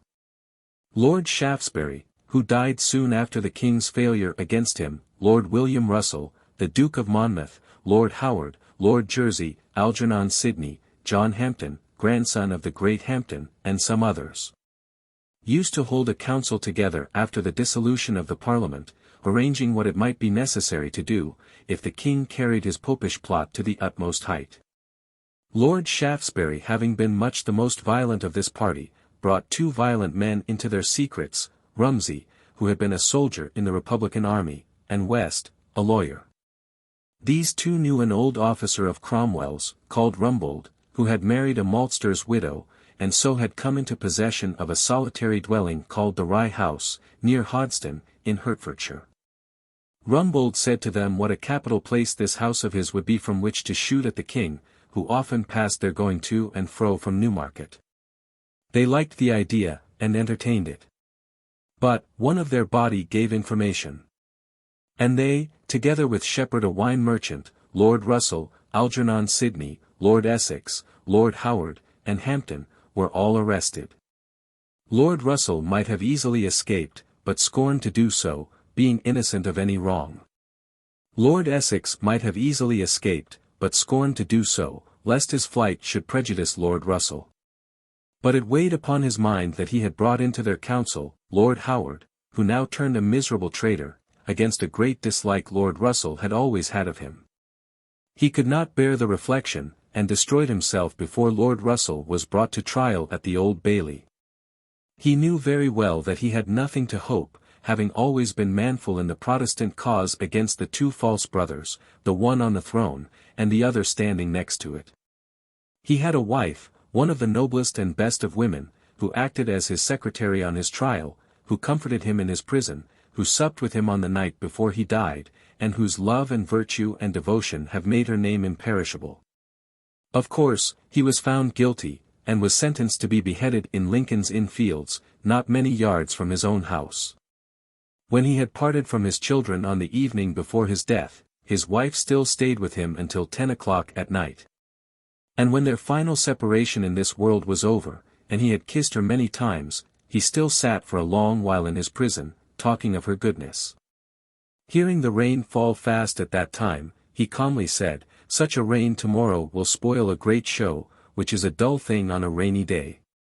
At midnight he went to bed, and slept till 4. Even when his servant called him, he fell asleep again while his clothes were being made ready. He rode to the scaffold in his own carriage, attended by two famous clergymen, Tillotson and Burnet, and sang a psalm to himself very softly, as he went along. He was as quiet and as steady as if he had been going out for an ordinary ride. After saying that he was surprised to see so great a crowd, he laid down his head upon the block, as if upon the pillow of his bed, and had it struck off at the second blow. His noble wife was busy for him even then. For that true-hearted lady printed and widely circulated his last words, of which he had given her a copy. They made the blood of all the honest men in England boil. The University of Oxford distinguished itself on the very same day by pretending to believe that the accusation against Lord Russell was true, and by calling the king, in a written paper, the breath of their nostrils and the anointed of the Lord. This paper the Parliament afterwards caused to be burned by the common hangman, which I am sorry for, as I wish it had been framed and glazed and hung up in some public place, as a monument of baseness for the scorn of mankind. Next, came the trial of Algernon Sidney, at which Jeffreys presided, like a great crimson toad, sweltering and swelling with rage. "I pray God, Mr. Sidney," said this Chief Justice of a merry reign, after passing sentence, "to work in you a temper fit to go to the other world, for I see you are not fit for this." "My lord," said the prisoner, composedly holding out his arm, "feel my pulse, and see if I be disordered. I thank heaven I never was in better temper than I am now." Algernon Sidney was executed on Tower Hill, on the 7th of December, 1683. He died a hero, and died, in his own words, for that good old cause in which he had been engaged from his youth, and for which God had so often and so wonderfully declared himself. The Duke of Monmouth had been making his uncle, the Duke of York, very jealous, by going about the country in a royal sort of way, playing at the people's games, becoming godfather to their children, and even touching for the king's evil, or stroking the faces of the sick to cure them, though, for the matter of that, I should say he did them about as much good as any crowned king could have done. His father had got him to write a letter, confessing his having had a part in the conspiracy, for which Lord Russell had been beheaded, but he was ever a weak man, and as soon as he had written it, he was ashamed of it and got it back again. For this, he was banished to the Netherlands, but he soon returned and had an interview with his father, unknown to his uncle.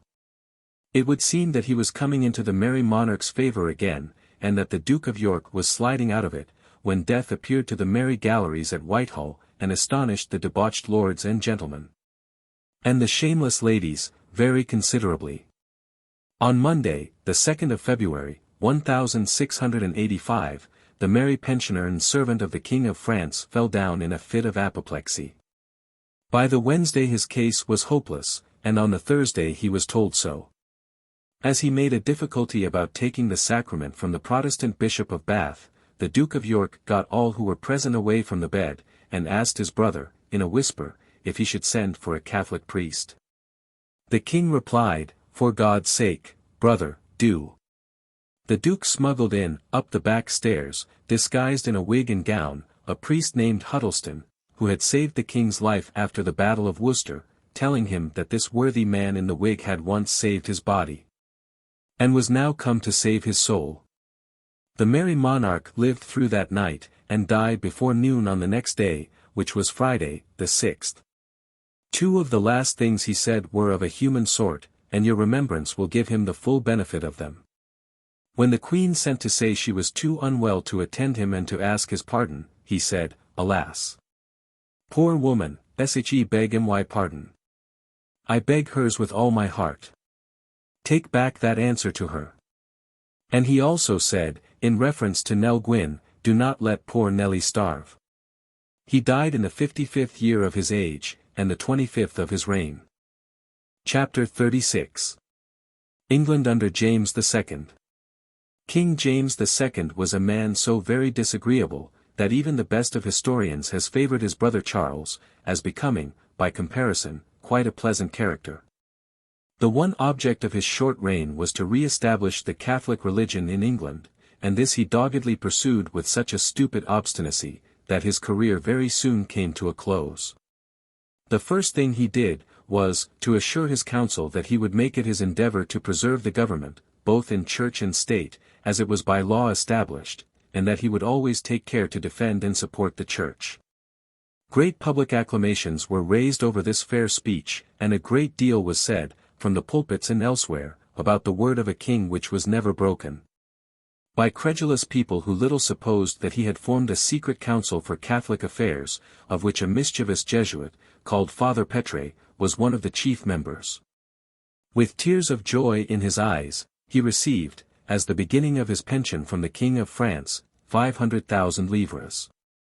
Yet, with a mixture of meanness and arrogance that belonged to his contemptible character, he was always jealous of making some show of being independent of the King of France, while he pocketed his money.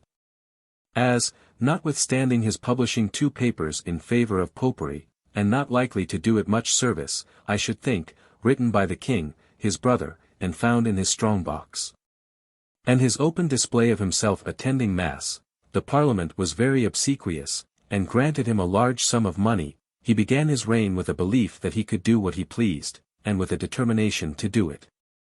Before we proceed to its principal events, let us dispose of Titus Oates. He was tried for perjury, a fortnight after the coronation, and besides being very heavily fined, was sentenced to stand twice in the pillory, to be whipped from Aldgate to Newgate one day, and from Newgate to Tyburn 2 days afterwards, and to stand in the pillory 5 times a year as long as he lived. This fearful sentence was actually inflicted on the rascal. Being unable to stand after his first flogging, he was dragged on a sledge from Newgate to Tyburn, and flogged as he was drawn along. He was so strong a villain that he did not die under the torture, but lived to be afterwards pardoned and rewarded, though not to be ever believed in any more.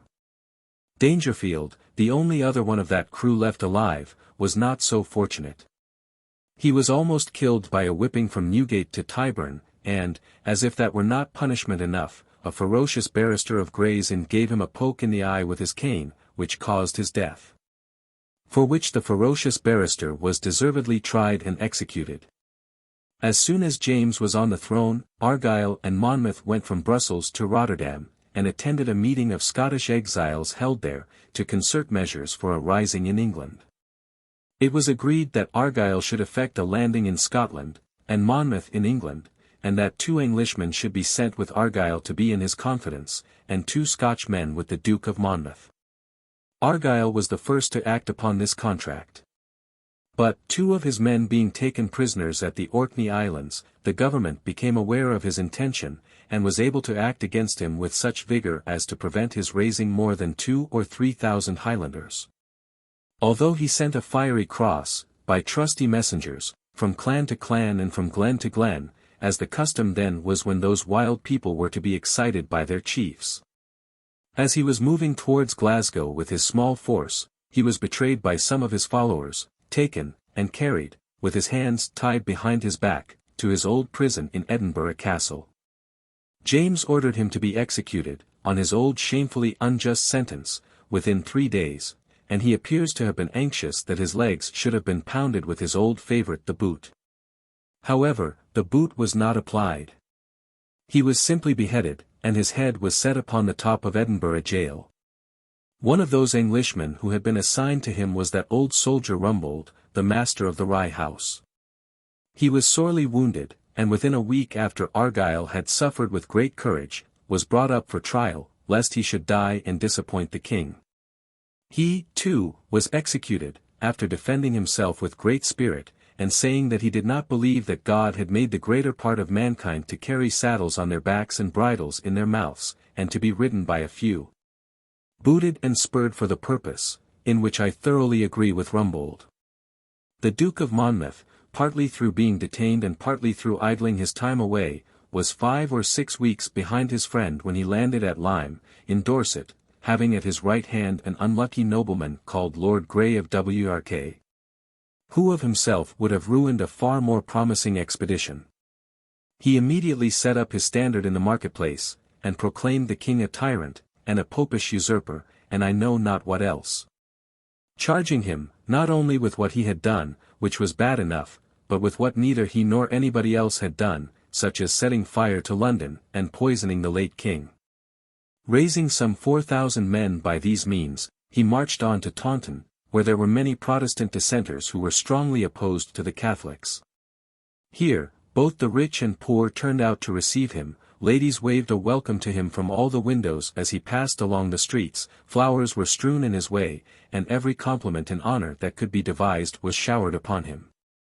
Among the rest, 20 young ladies came forward, in their best clothes, and in their brightest beauty, and gave him a Bible ornamented with their own fair hands, together with other presents. Encouraged by this homage, he proclaimed himself king, and went on to Bridgewater.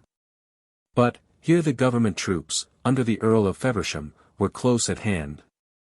And he was so dispirited at finding that he made but few powerful friends after all, that it was a question whether he should disband his army and endeavour to escape. It was resolved, at the instance of that unlucky Lord Grey, to make a night attack on the king's army, as it lay encamped on the edge of a morass called Sedgemoor. The horsemen were commanded by the same unlucky lord, who was not a brave man. He gave up the battle almost at the first obstacle, which was a deep drain. And although the poor countrymen, who had turned out for Monmouth, fought bravely with scythes, poles, pitchforks, and such poor weapons as they had, they were soon dispersed by the trained soldiers, and fled in all directions. When the Duke of Monmouth himself fled, was not known in the confusion, but the unlucky Lord Grey was taken early next day, and then another of the party was taken, who confessed that he had parted from the Duke only 4 hours before. Strict search being made, he was found disguised as a peasant, hidden in a ditch under fern and nettles, with a few peas in his pocket which he had gathered in the fields to eat. The only other articles he had upon him were a few papers and little books, one of the latter being a strange jumble, in his own writing, of charms, songs, recipes, and prayers. He was completely broken. He wrote a miserable letter to the king, beseeching and entreating to be allowed to see him. When he was taken to London, and conveyed bound into the king's presence, he crawled to him on his knees, and made a most degrading exhibition. As James never forgave or relented towards anybody, he was not likely to soften towards the issuer of the Lyme proclamation, so he told the suppliant to prepare for death. On the 15th of July, 1685, this unfortunate favourite of the people was brought out to die on Tower Hill. The crowd was immense, and the tops of all the houses were covered with gazers. He had seen his wife, the daughter of the Duke of Buccleuch, in the Tower, and had talked much of a lady whom he loved far better, the Lady Harriet Wentworth, who was one of the last persons he remembered in this life. Before laying down his head upon the block he felt the edge of the axe, and told the executioner that he feared it was not sharp enough, and that the axe was not heavy enough. On the executioner replying that it was of the proper kind, the Duke said, "I pray you have a care, and do not use me so awkwardly as you used my Lord Russell." The executioner, made nervous by this, and trembling, struck once and merely gashed him in the neck.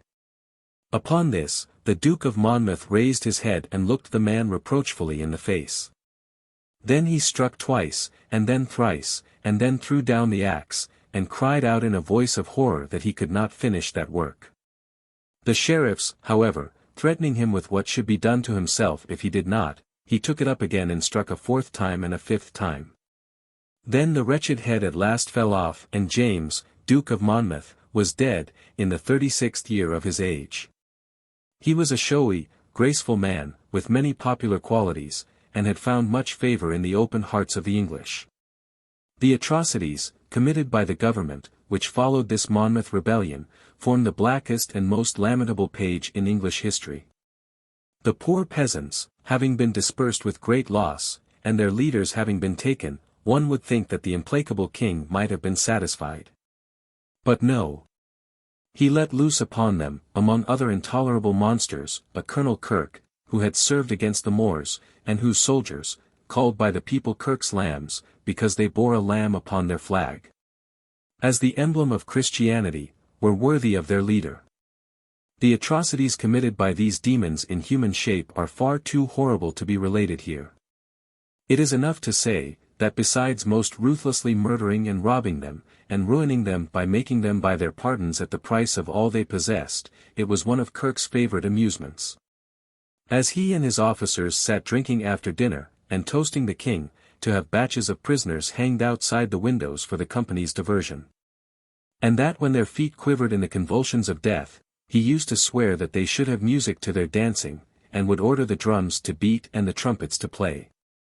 The detestable king informed him, as an acknowledgment of these services, that he was very well satisfied with his proceedings. But the king's great delight was in the proceedings of Jeffreys, now a peer, who went down into the West, with 4 other judges, to try persons accused of having had any share in the rebellion.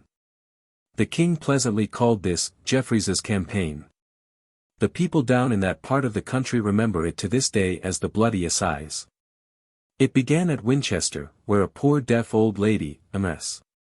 Alicia Lisle, the widow of one of the judges of Charles I, who had been murdered abroad by some royalist assassins, was charged with having given shelter in her house to 2 fugitives from Sedgemoor. 3 times the jury refused to find her guilty, until Jeffreys bullied and frightened them into that false verdict. When he had extorted it from them, he said, "Gentlemen, if I had been one of you, and she had been my own mother, I would have found her guilty, as I dare say he would." He sentenced her to be burned alive, that very afternoon. The clergy of the cathedral and some others interfered in her favour, and she was beheaded within a week. As a high mark of his approbation, the king made Jeffreys Lord Chancellor. And he then went on to Dorchester, to Exeter, to Taunton, and to Wells. It is astonishing, when we read of the enormous injustice and barbarity of this beast, to know that no one struck him dead on the judgment seat. It was enough for any man or woman to be accused by an enemy, before Jeffreys, to be found guilty of high treason. One man who pleaded not guilty, he ordered to be taken out of court upon the instant, and hanged. And this so terrified the prisoners in general that they mostly pleaded guilty at once. At Dorchester alone, in the course of a few days, Jeffreys hanged 80 people. Besides whipping, transporting, imprisoning, and selling as slaves, great numbers.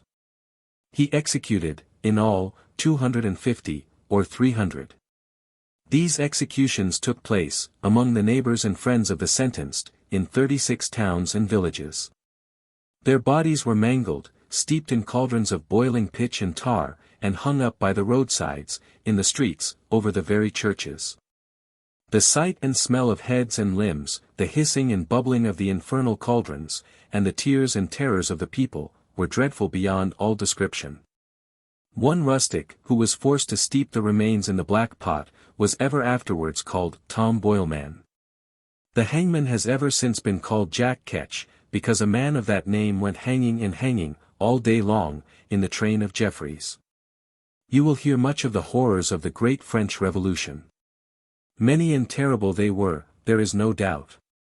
But I know of nothing worse, done by the maddened people of France in that awful time, than was done by the highest judge in England, with the express approval of the King of England, in the bloody assize. Nor was even this all. Jeffreys was as fond of money for himself as of misery for others, and he sold pardons wholesale to fill his pockets. The king ordered, at one time, 1,000 prisoners to be given to certain of his favorites, in order that they might bargain with them for their pardons. The young ladies of Taunton who had presented the Bible, were bestowed upon the maids of honor at court, and those precious ladies made very hard bargains with them indeed. When the bloody assize was at its most dismal height, the king was diverting himself with horse races in the very place where Mrs. Lisle had been executed.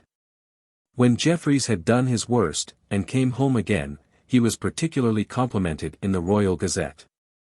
And when the king heard that through drunkenness and raging he was very ill, his odious majesty remarked that such another man could not easily be found in England. Besides all this, a former sheriff of London, named Cornish, was hanged within sight of his own house, after an abominably conducted trial, for having had a share in the Rye House plot, on evidence given by Rumsey. Which that villain was obliged to confess was directly opposed to the evidence he had given on the trial of Lord Russell. And on the very same day, a worthy widow, named Elizabeth Gaunt, was burned alive at Tyburn, for having sheltered a wretch who himself gave evidence against her. She settled the fuel about herself with her own hands, so that the flames should reach her quickly, and nobly said, with her last breath, that she had obeyed the sacred command of God, to give refuge to the outcast, and not to betray the wanderer. After all this hanging, beheading, burning, boiling, mutilating, exposing, robbing, transporting, and selling into slavery, of his unhappy subjects, the king not unnaturally thought that he could do whatever he would. So, he went to work to change the religion of the country with all possible speed, and what he did was this. He first of all tried to get rid of what was called the Test Act, which prevented the Catholics from holding public employments, by his own power of dispensing with the penalties. He tried it in one case, and, 11 of the 12 judges deciding in his favor, he exercised it in 3 others, being those of 3 dignitaries of University College, Oxford, who had become papists, and whom he kept in their places and sanctioned.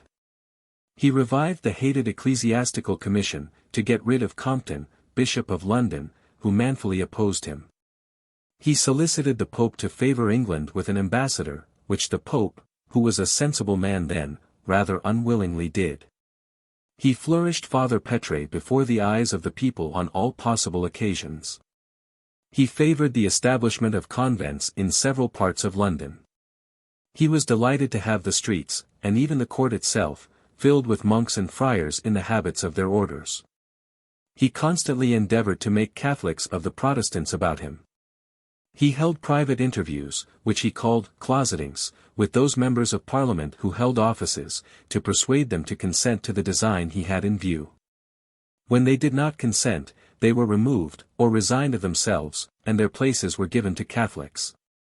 He displaced Protestant officers from the army, by every means in his power, and got Catholics into their places too. He tried the same thing with the corporations, and also, though not so successfully, with the Lord Lieutenants of counties. To terrify the people into the endurance of all these measures, he kept an army of 15,000 men encamped on Hounslow Heath, where Mass was openly performed in the general's tent. And where priests went among the soldiers endeavoring to persuade them to become Catholics. For circulating a paper among those men advising them to be true to their religion, a Protestant clergyman, named Johnson, the chaplain of the late Lord Russell, was actually sentenced to stand 3 times in the pillory. And was actually whipped from Newgate to Tyburn. He dismissed his own brother-in-law from his council because he was a Protestant, and made a privy councillor of the before-mentioned Father Petre. He handed Ireland over to Richard Talbot, Earl of Tyrconnell, a worthless, dissolute knave, who played the same game there for his master, and who played the deeper game for himself of one day putting it under the protection of the French king. In going to these extremities, every man of sense and judgment among the Catholics, from the Pope to a porter, knew that the king was a mere bigoted fool, who would undo himself and the cause he sought to advance. But he was deaf to all reason, and, happily for England ever afterwards, went tumbling off his throne in his own blind way. A spirit began to arise in the country, which the besotted blunderer little expected. He first found it out in the University of Cambridge. Having made a Catholic a dean at Oxford without any opposition, he tried to make a monk a Master of Arts at Cambridge, which attempt the university resisted, and defeated him. He then went back to his favourite Oxford. On the death of the president of Magdalen College, he commanded that there should be elected to succeed him, one Mr. Anthony Farmer, whose only recommendation was, that he was of the king's religion. The university plucked up courage at last, and refused. The king substituted another man, and it still refused, resolving to stand by its own election of Mr. Hoff. The dull tyrant, upon this, punished Mr. Hoff, and 25 more, by causing them to be expelled and declared incapable of holding any church preferment. Then he proceeded to what he supposed to be his highest step, but to what was, in fact, his last plunge head foremost in his tumble off his throne. He had issued a declaration that there should be no religious tests or penal laws, in order to let in the Catholics more easily. But the Protestant dissenters, unmindful of themselves, had gallantly joined the regular church in opposing it tooth and nail. The king and Father Petre now resolved to have this read, on a certain Sunday, in all the churches, and to order it to be circulated for that purpose by the bishops. The latter took counsel with the Archbishop of Canterbury, who was in disgrace. And they resolved that the declaration should not be read, and that they would petition the king against it. The Archbishop himself wrote out the petition, and 6 bishops went into the king's bedchamber the same night to present it, to his infinite astonishment. Next day was the Sunday fixed for the reading, and it was only read by 200 clergymen out of 10,000. The king resolved against all advice to prosecute the bishops in the Court of King's Bench, and within 3 weeks they were summoned before the Privy Council, and committed to the Tower. As the 6 bishops were taken to that dismal place, by water, the people who were assembled in immense numbers fell upon their knees, and wept for them, and prayed for them. When they got to the Tower, the officers and soldiers on guard besought them for their blessing. While they were confined there, the soldiers every day drank to their release with loud shouts. When they were brought up to the Court of King's Bench for their trial, which the Attorney General said was for the high offence of censuring the government, and giving their opinion about affairs of state, they were attended by similar multitudes. And surrounded by a throng of noblemen and gentlemen.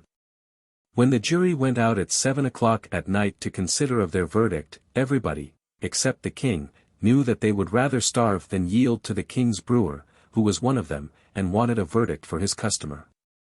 When they came into court next morning, after resisting the brewer all night, and gave a verdict of not guilty, such a shout rose up in Westminster Hall as it had never heard before. And it was passed on among the people away to Temple Bar, and away again to the Tower. It did not pass only to the east, but passed to the west too, until it reached the camp at Hounslow, where the 15,000 soldiers took it up and echoed it.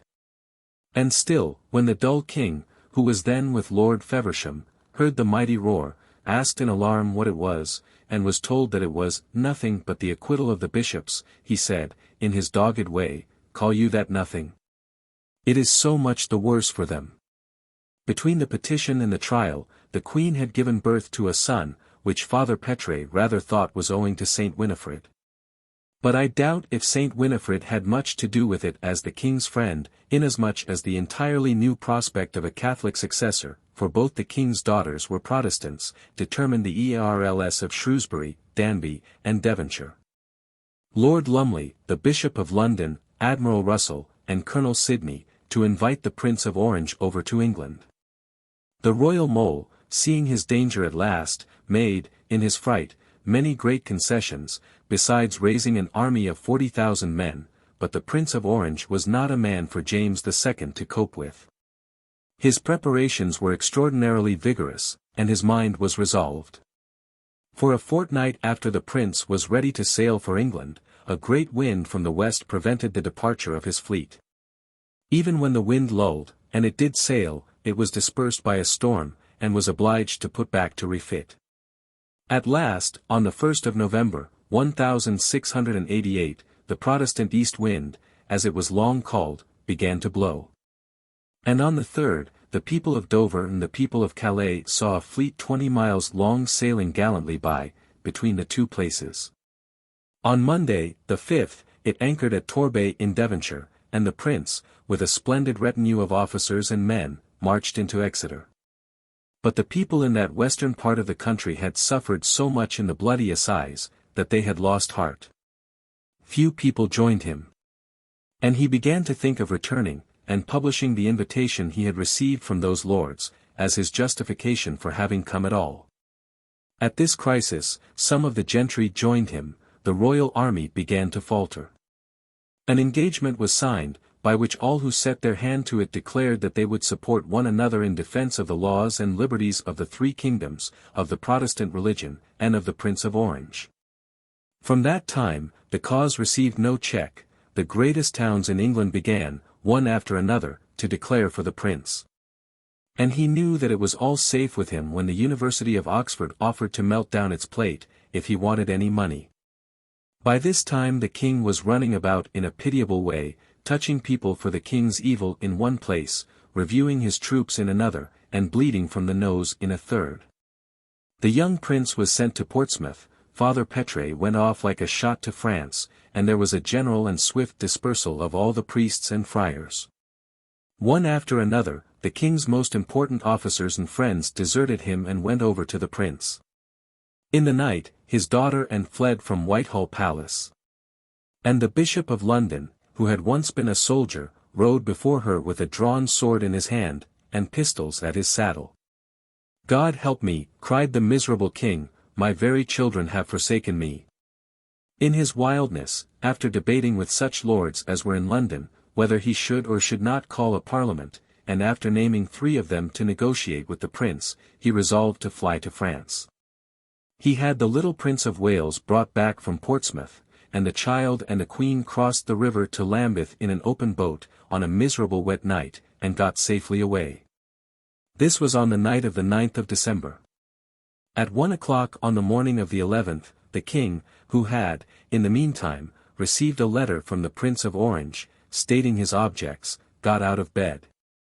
Told Lord Northumberland who lay in his room not to open the door until the usual hour in the morning, and went down the back stairs, the same, I suppose, by which the priest in the wig and gown had come up to his brother, and crossed the river in a small boat, sinking the Great Seal of England by the way. Horses having been provided, he rode, accompanied by Sir Edward Hales, to Feversham, where he embarked in a custom-house hoy. The master of this hoy, wanting more ballast, ran into the Isle of Sheppey to get it, where the fishermen and smugglers crowded about the boat, and informed the king of their suspicions that he was a hatchet-faced Jesuit. As they took his money and would not let him go, he told them who he was, and that the Prince of Orange wanted to take his life. And he began to scream for a boat, and then to cry, because he had lost a piece of wood on his ride which he called a fragment of our Saviour's cross. He put himself into the hands of the Lord Lieutenant of the county, and his detention was made known to the Prince of Orange at Windsor, who, only wanting to get rid of him, and not caring where he went, so that he went away, was very much disconcerted that they did not let him go. However, there was nothing for it but to have him brought back, with some state in the way of life guards, to Whitehall.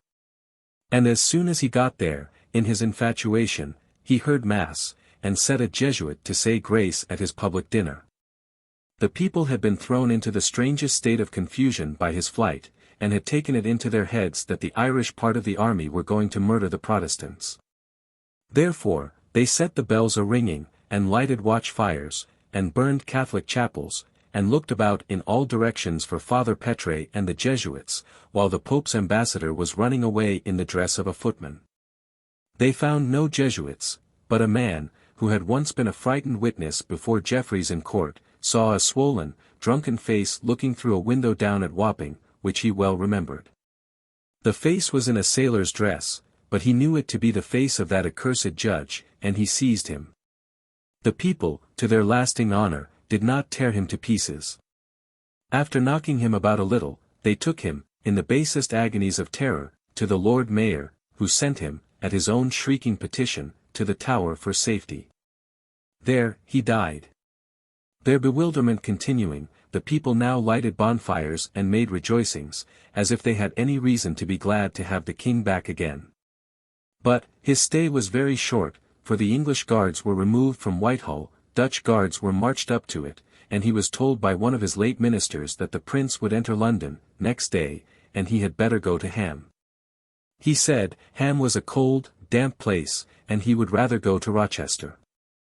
He thought himself very cunning in this, as he meant to escape from Rochester to France. The Prince of Orange and his friends knew that, perfectly well, and desired nothing more. So, he went to Gravesend, in his royal barge, attended by certain lords, and watched by Dutch troops, and pitied by the generous people, who were far more forgiving than he had ever been, when they saw him in his humiliation.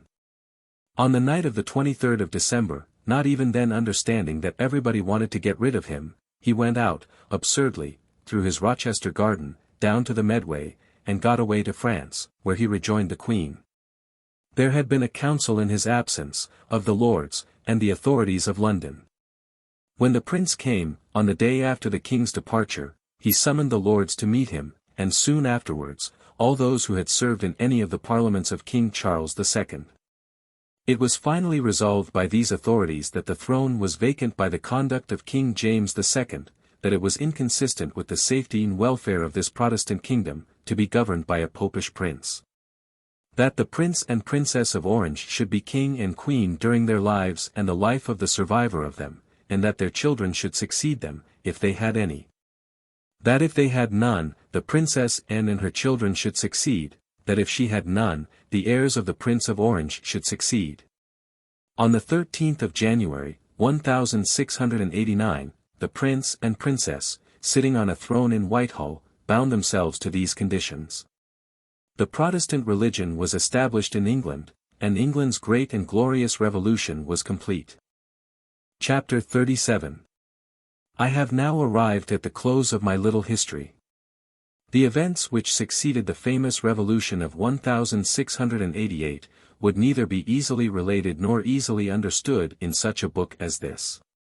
William and Mary reigned together, 5 years.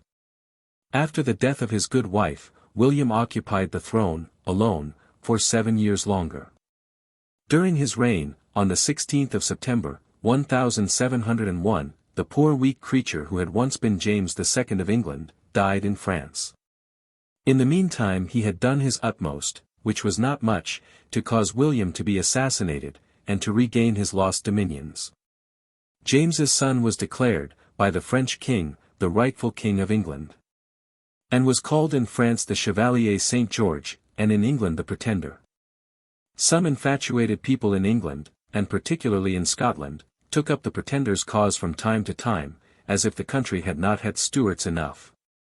And many lives were sacrificed, and much misery was occasioned. King William died on Sunday, the 7th of March, 1702, of the consequences of an accident occasioned by his horse stumbling with him. He was always a brave, patriotic prince, and a man of remarkable abilities. His manner was cold, and he made but few friends, but he had truly loved his queen. When he was dead, a lock of her hair, in a ring, was found tied with a black ribbon round his left arm. He was succeeded by the Princess Anne, a popular queen, who reigned 12 years. In her reign, in the month of May, 1707, the union between England and Scotland was effected, and the two countries were incorporated under the name of Great Britain. Then, from the year 1714 to the year 1830, reigned the four Georges. It was in the reign of George II, 1745, that the Pretender did his last mischief, and made his last appearance. Being an old man by that time, he and the Jacobites, as his friends were called, put forward his son, Charles Edward, known as the Young Chevalier. The Highlanders of Scotland, an extremely troublesome and wrong-headed race on the subject of the Stuarts, espoused his cause, and he joined them, and there was a Scottish rebellion to make him king, in which many gallant and devoted gentlemen lost their lives. It was a hard matter for Charles Edward to escape abroad again, with a high price on his head. But the Scottish people were extraordinarily faithful to him, and, after undergoing many romantic adventures, not unlike those of Charles II, he escaped to France. A number of charming stories and delightful songs arose out of the Jacobite feelings, and belonged to the Jacobite times. Otherwise I think the Stuarts were a public nuisance altogether. It was in the reign of George III that England lost North America, by persisting in taxing her without her own consent. That immense country, made independent under Washington, and left to itself, became the United States, one of the greatest nations of the earth. In these times in which I write, it is honorably remarkable for protecting its subjects, wherever they may travel, with a dignity and a determination which is a model for England. Between you and me, England has rather lost ground in this respect since the days of Oliver Cromwell. The union of Great Britain with Ireland, which had been getting on very ill by itself, took place in the reign of George III, on the 2nd of July, 1798. William IV succeeded George IV, in the year 1830, and reigned 7 years. Queen Victoria, his niece, the only child of the Duke of Kent, the fourth son of George III, came to the throne on the 20th of June, 1837. She was married to Prince Albert of Saxe-Gotha on the 10th of February, 1840. She is very good, and much beloved.